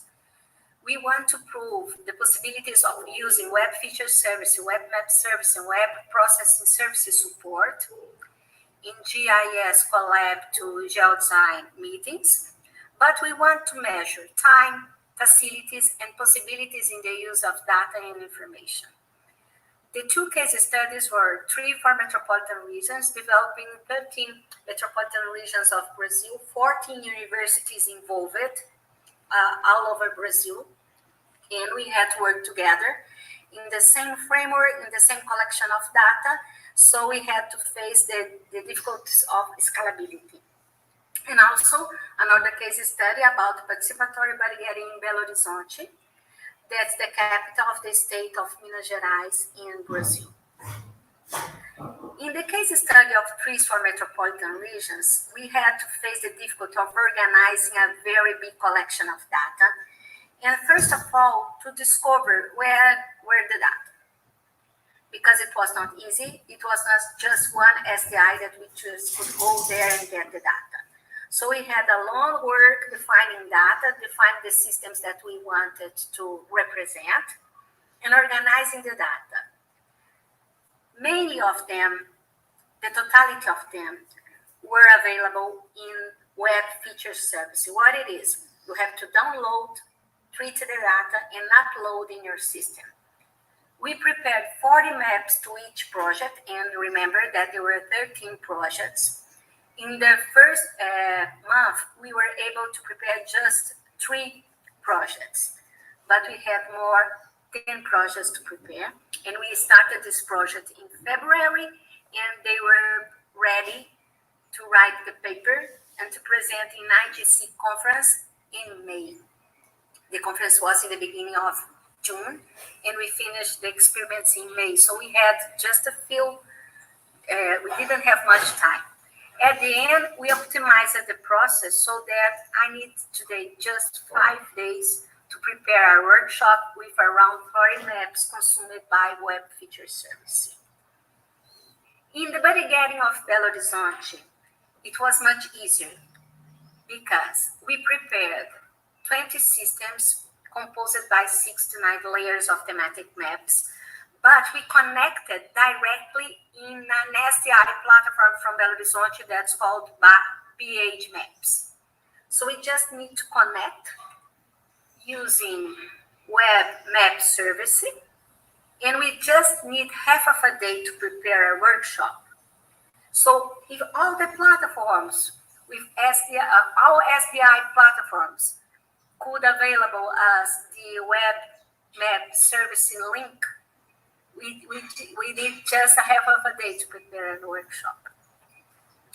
The framework that we followed during the workshop was composed by 4 steps. The first step is reading enrichment, in which people get contact to all the thematic maps, they read the data, and they do annotations about alerts, comments, complementation of data that we didn't have. So it's a reading enrichment in the whole sense because they enrich themselves with information, but they also contribute with information that we don't have. The second step is the construction of ideas that can be done in polygons, lines, or points. It's important to have a good title and a good description of the idea, because after the construction of ideas, people will do the dialogues, they will do comments about the ideas, going against, going in favor, questioning, adding additional information that they believe it's important to the idea, and so on. So it's a full dialogue. The fourth step is the voting. people vote if they like or if they don't like the idea. Also, during the workshop, according to the objective of the workshop, we can prepare specific tools that are based on web processing services. They are based on widgets. In these slides, I am presenting the example of calculation of carbon credits, number of trees that we are going to recover in some polygons that we are proposing to trees recover. So while people were drawing their polygons, our scripts were calculating the quantity of carbon credit, the number of trees, and the percentage of areas increasing. Also, another widget based on web processing services that computes the sustainable development goals that you are contributing to while you are creating your ideas.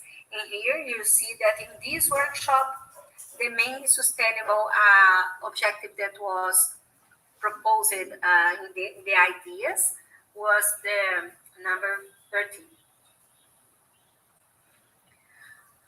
In the case study of the widget in Belo Horizonte, we created a widget to compute the points according to the cost of the idea, because each region in each section in Belo Horizonte had a quantity of money that they could use, a budget. So, according to the cost of the idea, we had a kind of a puntage reference to know how much each idea could cost. And the system calculates the total amount of money that you need to your ideas. And if your budget is not enough, some ideas will be put out. And then you have a hierarchy of proposals according to votings and according to the possibility of the money that you have to use. Our conclusions are, we believe that it's very positive to have an SDI that allows the web map service connections, because you just connect to the platform. You don't need to download and upload the data. You don't need to prepare the data. You just connect to a platform that most people from the city already know as the BH Maps from Belo Horizonte. Most of the participants already used it, so it's a kind of a common language, a shared language for them. But there is the risk that in a close future, many people connect to this platform, this BH Maps, and it will demand exponential capacity of the data server infrastructure.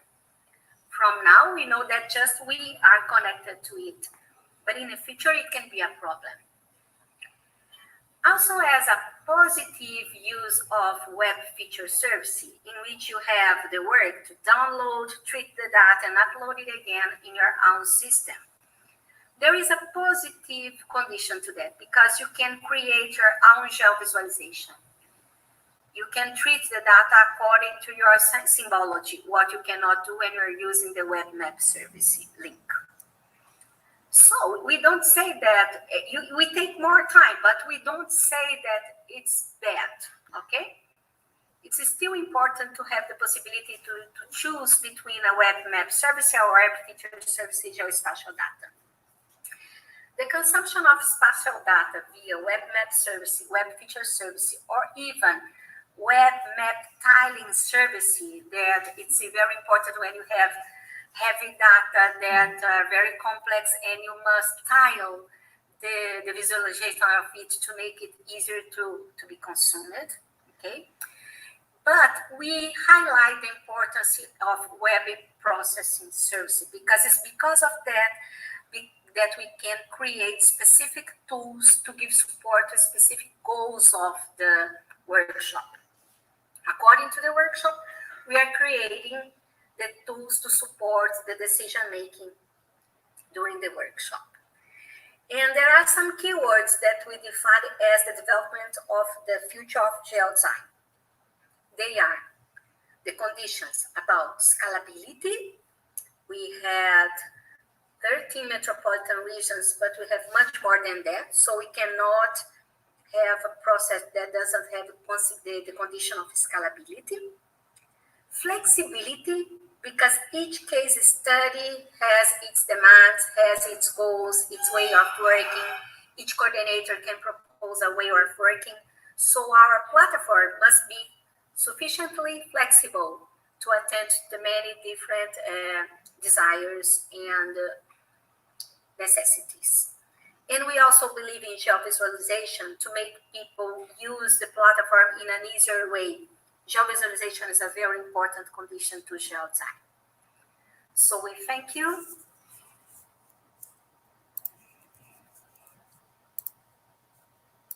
So here we are. Are you listening to me? Okay. I propose that we do all the presentations and then we open to a common discussion because it can be rich to have a common discussion. So the next one is the group from São Paulo. Is it you, Leticia, that's going to present there? Yes. Okay. How is my audio? Yes, you need to be very close to your computer because it's very low. Okay. All right. And you can share the screen. All right. Thanks. One moment.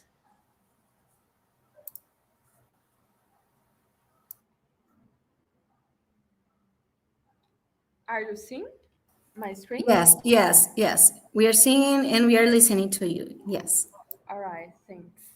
One moment. So thank you all for your presence. I'm Leticia, PhD student of São Paulo Environmental Research Institute here in Brazil, and I'm gonna represent the group of São Paulo in the work Geodesign Brazil, Trees for the Metropolitan Area of São Paulo. So, cities are famous for their direct and indirect negative impacts on the global biogeochemical cycles and on the resilience of the world's natural environments. Cities are two major drivers of the global environmental change, but now cities are seen as the main source of solutions too, helping to support mitigation and adaptation plans to climate change based on global agreements like the Paris Agreement and strategies for a sustainable world, such as the Sustainable Development Goals. At the context, urban forests, we have some examples around the world in the images.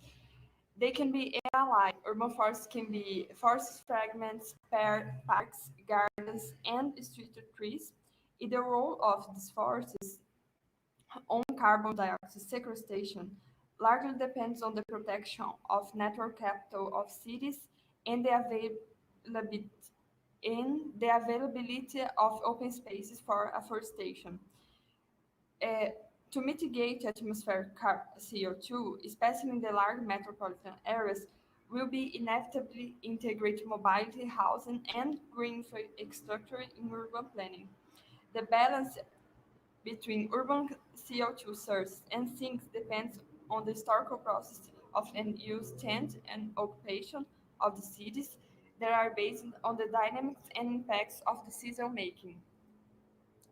So our area of study, the metropolitan area of São Paulo, is an example of one of the largest urban conglomerates in the world that faces problems created by unplanned growth during the last decades. And this area hosts more than 22 million inhabitants distributed along 39 municipalities. Out of the total 8,051 kilometers of the metropolitan area, almost of 56% is covered by trees. In these studies, we're going to present a co-design process based on Stein's geodesign framework. And the main objective was to evaluate the deforestation and afforestation trends on the metropolitan region of São Paulo and urban forests by 2050 under three different decision-making scenarios. The non-adopters, that were considered the maintenance of the current trends, their late adopter, that consider the innovative actions will be taken from 2035 onwards, and the early adopter that considers actions will be taken from 2020 onwards based on innovative public policies.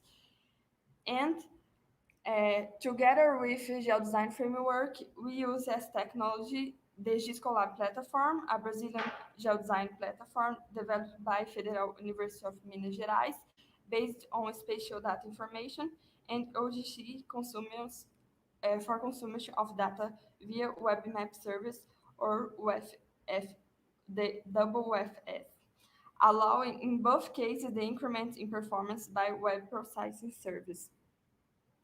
Initially, the available database on the GISCOLAB platform was analyzed by the participants who identified the most relevant data layers to the metropolitan region of São Paulo, and then estimated and established goals for the change in the number of street trees, water reservoirs, detention ponds, green detention reservoirs, informal settlements, urban sprawl, natural and planted forest areas, and urban heat islands for the three scenarios.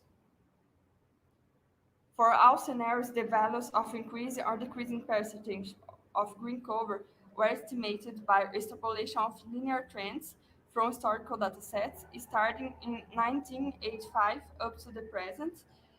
The number of detention ponds was evaluated by the master plan for the macro drainage of the Alto Tietê Basin. The urban sprawl footer was extrapolated by analyzing the census datasets on mapped biomas for BGE, and for street trees, we analyzed the data from the municipal plan for urban trees. So the co-design workshops took this flow and organized it in 4 meetings. First, the region enrichment, which consisted of obtaining and evaluating georeference data to characterize the current scenario of vegetation cover. Secondly, the development of non-adopter scenarios, these scenarios. Third, development of late adopter scenarios. And fourth, development of early adopter scenarios. This is the geodesign workflow. So in the first meeting was discussed national and international reference case, and then proposed guidelines, general strategies, and public policies to guide the development of the workshop. Strategies to conserve the protected areas and existing vegetation were defined, like the support to plant trees through public policy and environmental compensation plans, mainly for the construction industry, and the creation and implementation of a reforestation plan for trees and highways, with recommendations of appropriate techniques and species for each context. We too fill the gaps in the database while evaluate the past trends and understand the current dynamics of the city for the landscape prognosis in future scenarios. The second meeting in the non-adopt scenario was considered 4 pillars: the current legal instruments concerning the city's master plans, urban forests, and green spaces, the current trends in tree planting and survival rates, the pressure for land development from the construction industry and real estate marketing, and the illegal activities that take place, especially in the green belt at the borders of the metropolitan region. So the maps here is our results and illustrated the current trends by 2035 and by 2050. As an example, in the 2050, the street afforestation is expected to increase by 18%, is expected a 5% increase in informal settlements, an increase of 34% in urban sprawl, represented by the black areas here, and a consequent reduction of natural forests by 4%, represented by the green areas. Planted forests are expected to increase by 78% and is expected to address reduction of the in reservoirs of 76% in the metropolitan region. The construction of detention ponds on urban areas must increase by 146%, and redetention reservoirs and recovery wetlands to be built will show a decrease of 1%.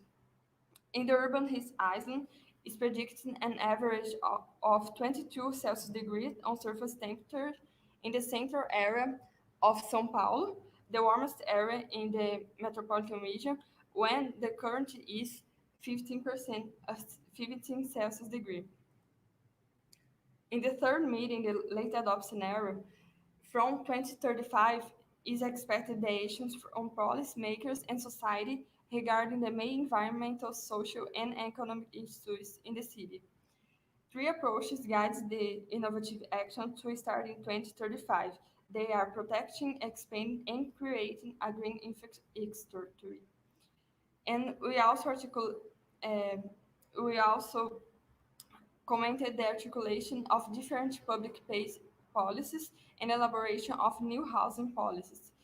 Is also considered the relationship between trees and urban water, with actions like restoration of the riparian forests of the Pinheiros and Tietê River. So, in these scenarios, was expected a adaptive reduction of 0.5% of informal settlements and a limited increase of urban sprawl of 9%, while increase of forestation by 45%. There is still an expected increase in the urban heat island, but limited to 10 Celsius degree.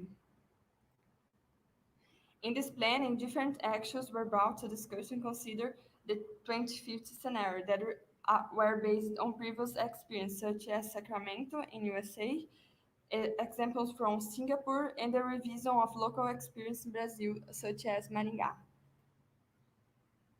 In the fourth meeting, the early adopter scenario, the proposed measures was the most innovative public policy, many not yet developed or practiced in the city of São Paulo.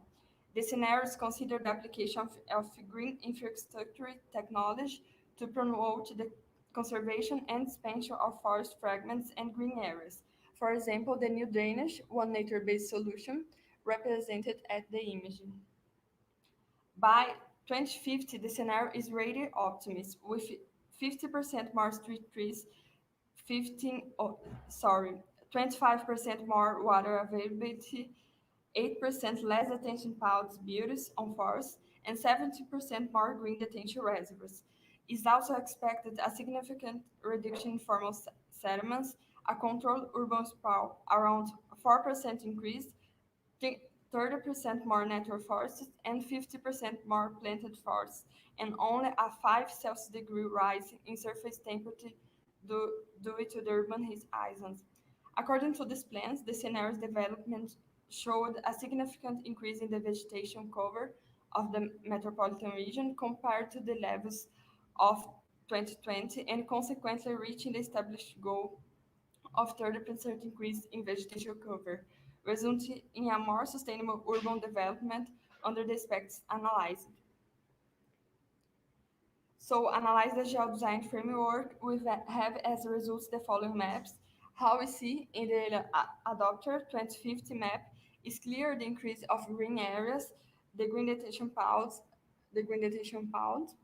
and the reduction of urban sprawl, and to the riparian forests of Pinheiros and Tietê River. So, in conclusion, the workshop made possible list the main problems related to green infrastructure in the metropolitan region of São Paulo, show us how innovative technology to be implemented by 2020 results in a significant increase in the number of trees and carbon biomass in the metropolitan region. And we learned that GISCOLAB platform made it possible to bring together several researchers from different areas to collaborate in the elaboration of different scenarios for tree cover and carbon sink across the map. So I would like to thank Ana Clara and your research group for the geodesign workshop and the creation of GISCOLAB platform, FAPESP for support our researches, and ICCSA organization for the event. Thank you. Thank you, Leticia. As we're going to leave all the comments for after the presentations, right, I will directly do the word to Andrea from Campinas. Andrea, you can share your slides and start your presentation. Yes. First, thank you, Professor Ana Clara, for the opportunity. It was a very interesting experience for my postgraduate course. Thank you very much.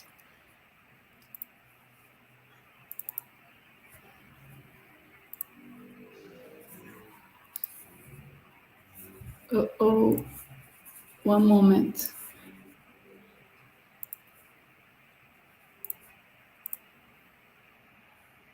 I will share the recording. Okay, we are seeing your screen, and now you must put your video. Yes. Okay. Now it goes. Yes.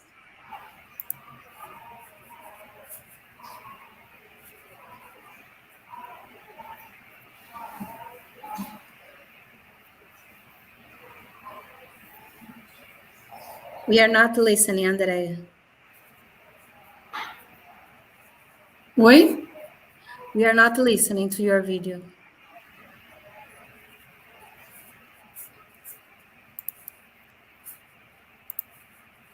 No? No. I believe you can leave it open, and then you share your screen again. Yes, eu abri.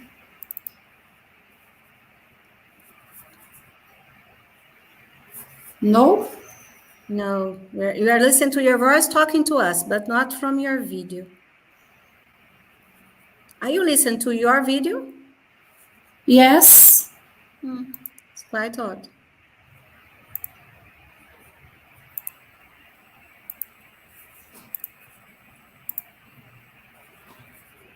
And now? No. No. No? No. Oh my God. Listen, there is a symbol in your bottom, in the bottom of your screen that I believe it's the sound is closed when you share the video. Oh, my camera. No. It's the when you share the video, in the bottom of your video, when you do the play. Yes. Yes, see there if your microphone is closed. I believe it is. Yes. Okay. No, Andrea, it's not working. Oh, Angela, can you help us? A gente fez o teste, tinha dado certinho. Unfortunately not, because I think it depends from the PC of the speaker.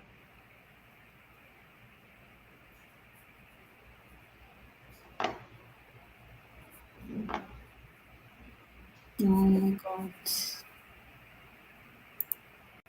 Maybe if you go to the settings button and try to change something in the microphone settings.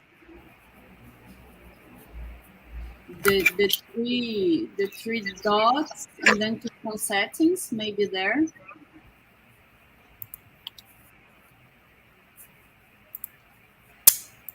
Tem 3 pontinhos, Andrei, aqui embaixo no Jitsi, onde tem mais ações, 3 pontinhos. Mais configurações. E em configurações, vê qual microfone que está configurado. Padrão.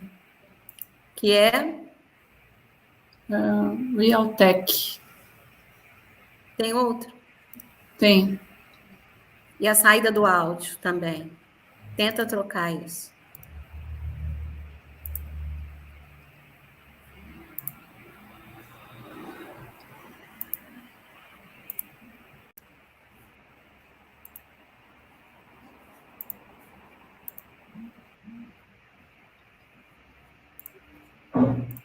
And now.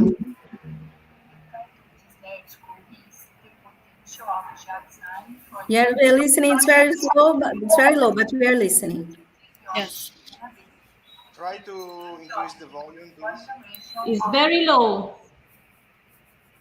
Tá muito baixo, André. A gente está escutando, mas tá muito baixo. Ok. Tenta aumentar o som do seu computador. Yes. Sorry. The title of this article is The Potential of Geodesign for the And now. Utilization of Land Use I believe it's okay. Perspective of Sustainability. case study of the metropolitan region of Campinas. In the Brazil, the urbanization process intensified from the 1960s onwards, generating a rural exodus, that is, the population leaving the countryside for urban areas. 84.72% of the Brazilian population lives in urban areas and 15.28% in rural areas. In the metropolization process, the country comprises 74 metropolitan regions, which constitute complex territories demanding effective planning methodologies. The main objective of this article is to present and discuss the experience of a geodesign workshop aimed at the metropolitan region of Campinas, São Paulo. It was intended to debate the potential of the geodesign method to reflect on the characteristics of the territory and propose alternatives for the proper use and the occupation of land in the region from the perspective of sustainability. Area characterization. Metropolitan region of Campinas is formed by 20 municipalities, predominantly in urban areas. Thus, the intense development of this region caused the rapid occupation of the territory without adequate planning. As a result, serious damage to natural resources was unleashed in this territory, demanding more effective land use and occupation strategies. The figure 3 study area. Metropolitan region of Campinas, MRC.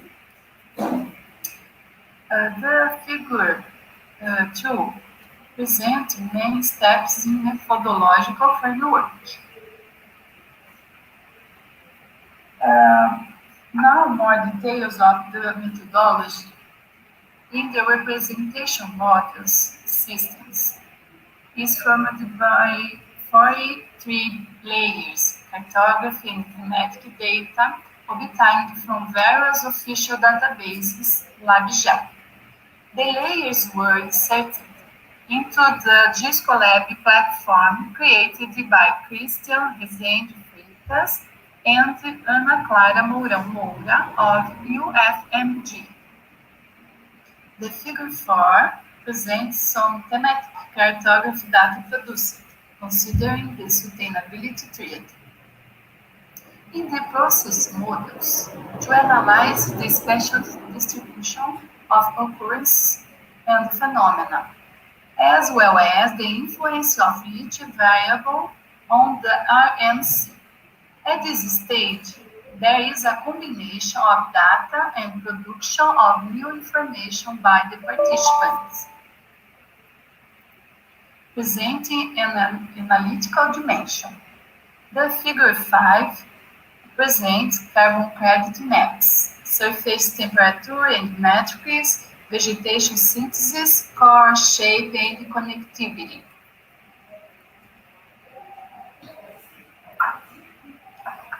In the impact model, the evaluation of the impact of the proposals was carried out predominantly in a qualitative way and consisted of a judgment.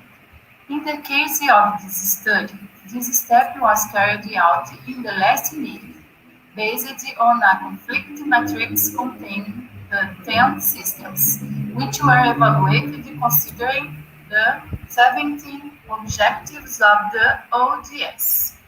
The figure 6 presents matrix SDG. Geodesign from the perspective of sustainability. The workshop co-creation of ideas. Participants were divided into 3 groups with 4 members: environmental, with vegetation, carbon credit, hydrography; economic, with energy, trade, industry, transport, agriculture; social, with housing, institution, tourism, culture, leisure. Day 1, read the enrichment, potentialities, vulnerabilities, characteristics, and needs. 2020 scenario by annotation for 3 maps. Day 2, construction of ideas for non-adopter 2035 and 2050 through dialogues 2. Results, vegetation and housing predominated. Day 3, construction of ideas through dialogues 2. Target to increase 30% of carbon credit by 2050. With just 2% carbon credit. List of assumptions.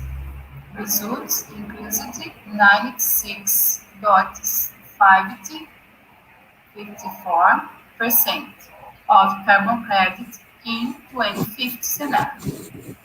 Day 4, construction of ideas through dialogues 2. Widgets used to increase carbon credit by 30%. Assumption list. Time to comment and volume. Through dialogue 2. Result, expansion of vegetation in practically all axes, restoration of riparian vegetation and of conservation units, urban afforestation. In the 2050 proposals, increase of carbon credit of 142.34% by 2050. And Day 5, analysis of the ideas for the early adopter 2050, presentation and discussion of the proposals. From proposals without innovation to proposals with many innovation, most of the goals to the SDG were achieved and that of the carbon credit reached 142.34%, far exceeding the established goal. The proposals analysis stage proved to be fundamental, as it allowed everyone to know all the ideas developed by the 3 groups, as well as making a critical analysis of the weaknesses and potential of collective creation.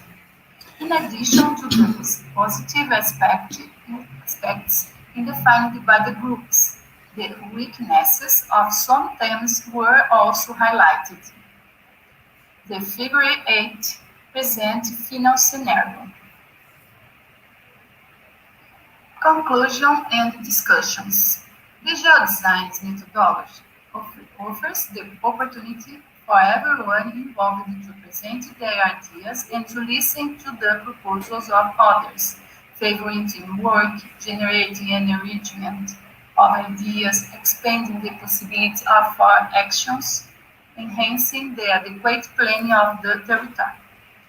This work dynamic of co-creation of ideas allows the integration of knowledge between professionals from different areas, resulting in collective proposals, therefore broader and more complete, taking advantage of the experiences of all involved. Furthermore, it is important to point out that geodesign allowed an evaluation of territorial data and the elaboration of proposals in a democratic way. The GISCOLAB platform is a very important contribution tool for collaborators to enter information in order to create a critical analytical scenario in relation to the data that were initially fed by the organizers. Here, the reference and here participants the supporting materials. Thank you for your attention. Thank you, Andrea. Now you can stop sharing and we can go to the questions.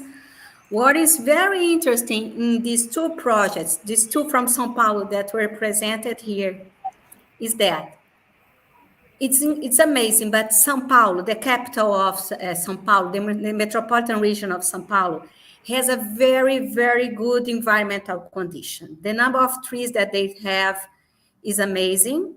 And in comparison to Campinas, Campinas is one of the worst metropolitan regions in environmental conditions, isn't it, Andrea? So they are extreme in conditions of bad and the worst condition. And I really like the way the group from the capital, São Paulo, worked with the non-adopter scenario, because instead of proposing ideas as my group did, I asked them, propose ideas behaving as a non-adopter actor from society. Instead of doing this, they simulated the results according to laws, market pressures, things that really happen in the territory. As if you are not planning, what happens if you don't plan? And that's their idea of non-adopter. And this was very perfect because it was really a scenario. And they were very creative in proposing non-adopter scenario because they work with legal instruments, market, existing pressure, and illegal activities, just simulating that they are the owner of the territory. And I liked it. And they work at architects, even if Giuliano, that's there, the professor Giuliano, is a biologist. Half of their group is composed by biologists and half by architects. But they were very architect in the way they proposed the ideas, in the way they simulated the things that were going to happen. It was a different way of working during the workshop.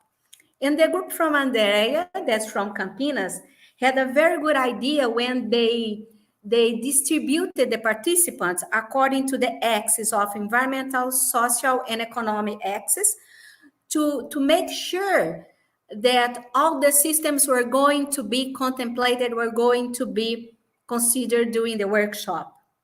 So I'd like to open to the questions mainly to Michele and Francesco so that they can answer to your doubts.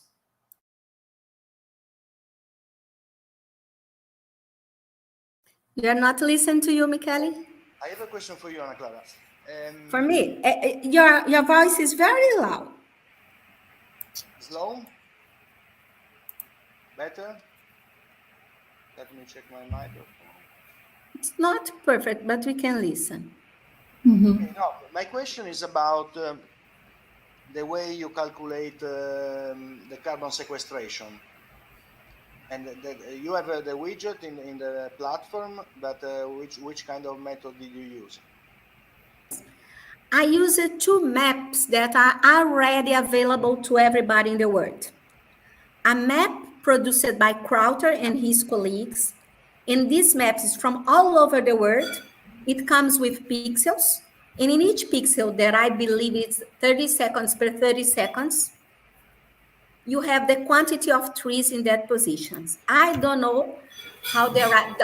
There is a paper that explains how he arrived to that because he calculated the number of trees all over the world. So you have the quantity of trees per pixel. And there is another data that's from Spohn and colleagues that they calculate the quantity of carbon possibility above ground and below ground, according to the biome and the position and the many variables. So these two maps are free and available in internet. They're very heavy. You take time to download them, and then you get the data. After that, I took the main vegetation cover from each metropolitan region. For example, in São Paulo, I took the robust vegetation, the polygon of robust vegetation, and I stretched,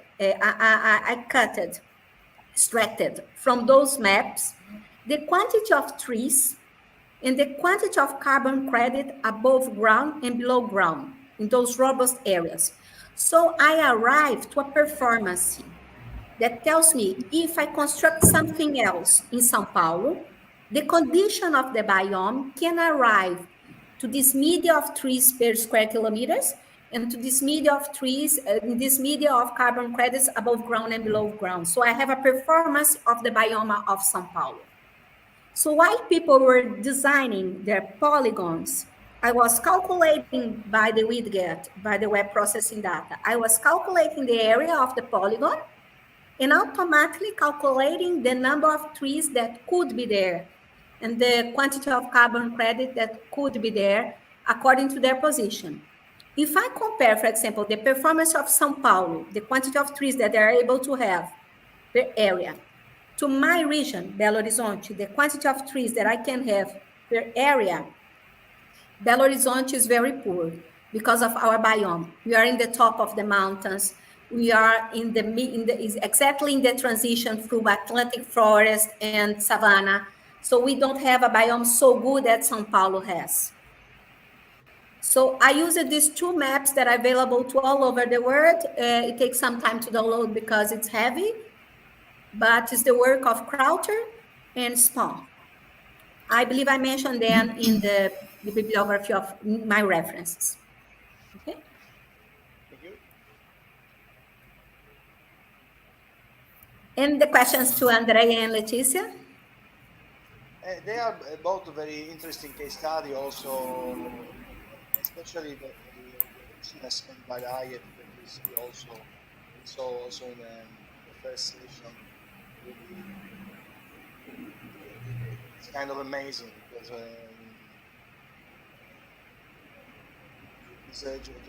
Design Brazil actually is a really major initiative. And this is more a general comment. And again, all of you follow very similar methodology with many commonalities, but also each of you develops something specific.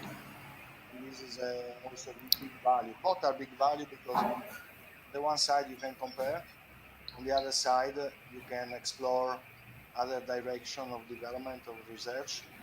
And having all this together actually is a very huge resource for understanding what we can do. Yes, I really would like to highlight that I wish I could have this very good data as the group of São Paulo that you have. The performance of the markets, the performance of the illegal settlements, the performance of what happens in their numbers, the way they transform the territory so that I could do my proposals, consider that I will interfere in this reality and not as something like this, like a free idea, like the Wonderland, because sometimes I believe that my students work as they were designing for the Wonderland, and the group of São Paulo designed it for reality, and this was very good. And They interfered in real data. This is also a very important problem when we don't have common data. I mean, in Italy it's the same. Each region has its own more or less developed special data infrastructure, and so maybe we cannot apply the same model in one region and another. But still, seeing what is possible with some data can be an example for other regions to implement those data. And actually, the European directive Inspire in Europe for the development of a special data infrastructure goes exactly in that direction. So at least those important data should be available to everybody.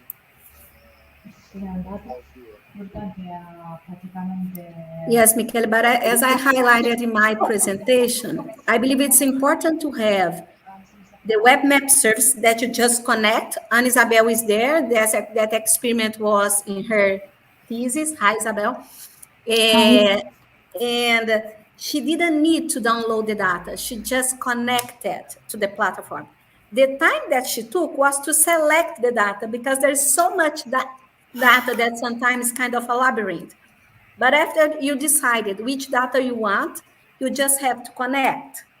But imagine in a close future that everybody knows that it can be possible. What will happen? The platform will not be able to continue with us all connected to it. So for today, okay, just us. But in a close future, everybody connected to the platform using them as a background. So they must prepare to receive us there. And there is the risk that they close this possibility when they discover that it's so easy to connect with them. Yes. In this case, is a problem of scalability of technology.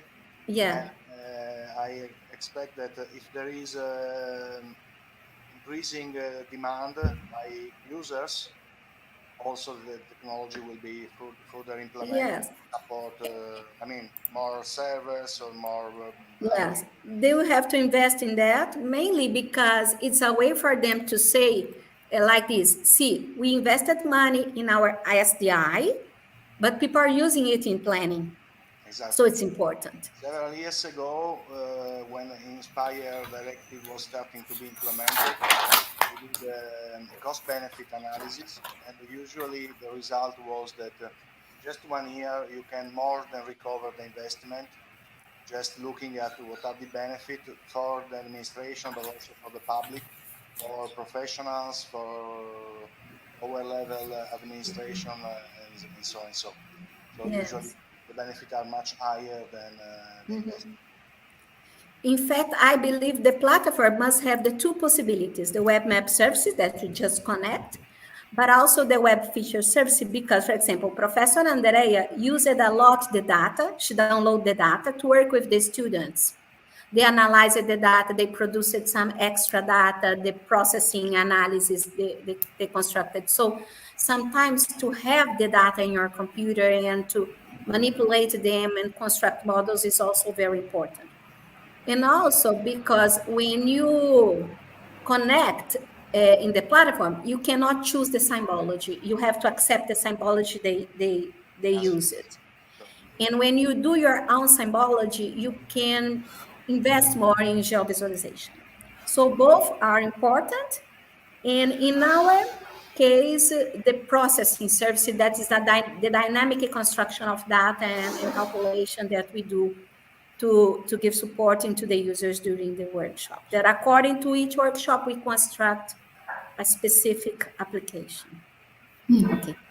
Yeah, I think again is a matter of finding the right compromise between standardization has its own advantages, but also the freedom to develop locally on the base of the local geographical conditions, and also on the base of the expertise of the team that take part in the design study, that can be adapted and take the best. These are the constraints that we have to deal with, and so for this flexibility is very important. So, colleagues, now we have a third section of geodesign that Francesco is going to conduct, but not now. It will be in the beginning of the morning in Italy, in the middle of the night in Brazil. But I really hope that you'll join the meeting. I see many people that we know here listening to us, but I know that there are more in YouTube seeing us. So I really wish in a close future we'll be in the same room. Okay? Thank you very much. Thank you very much. Thank you. See you too later. Bye-bye. Thank you all. See you tomorrow. Tomorrow. Thank you, Okay. Angela. Bye. Bye. Thank you.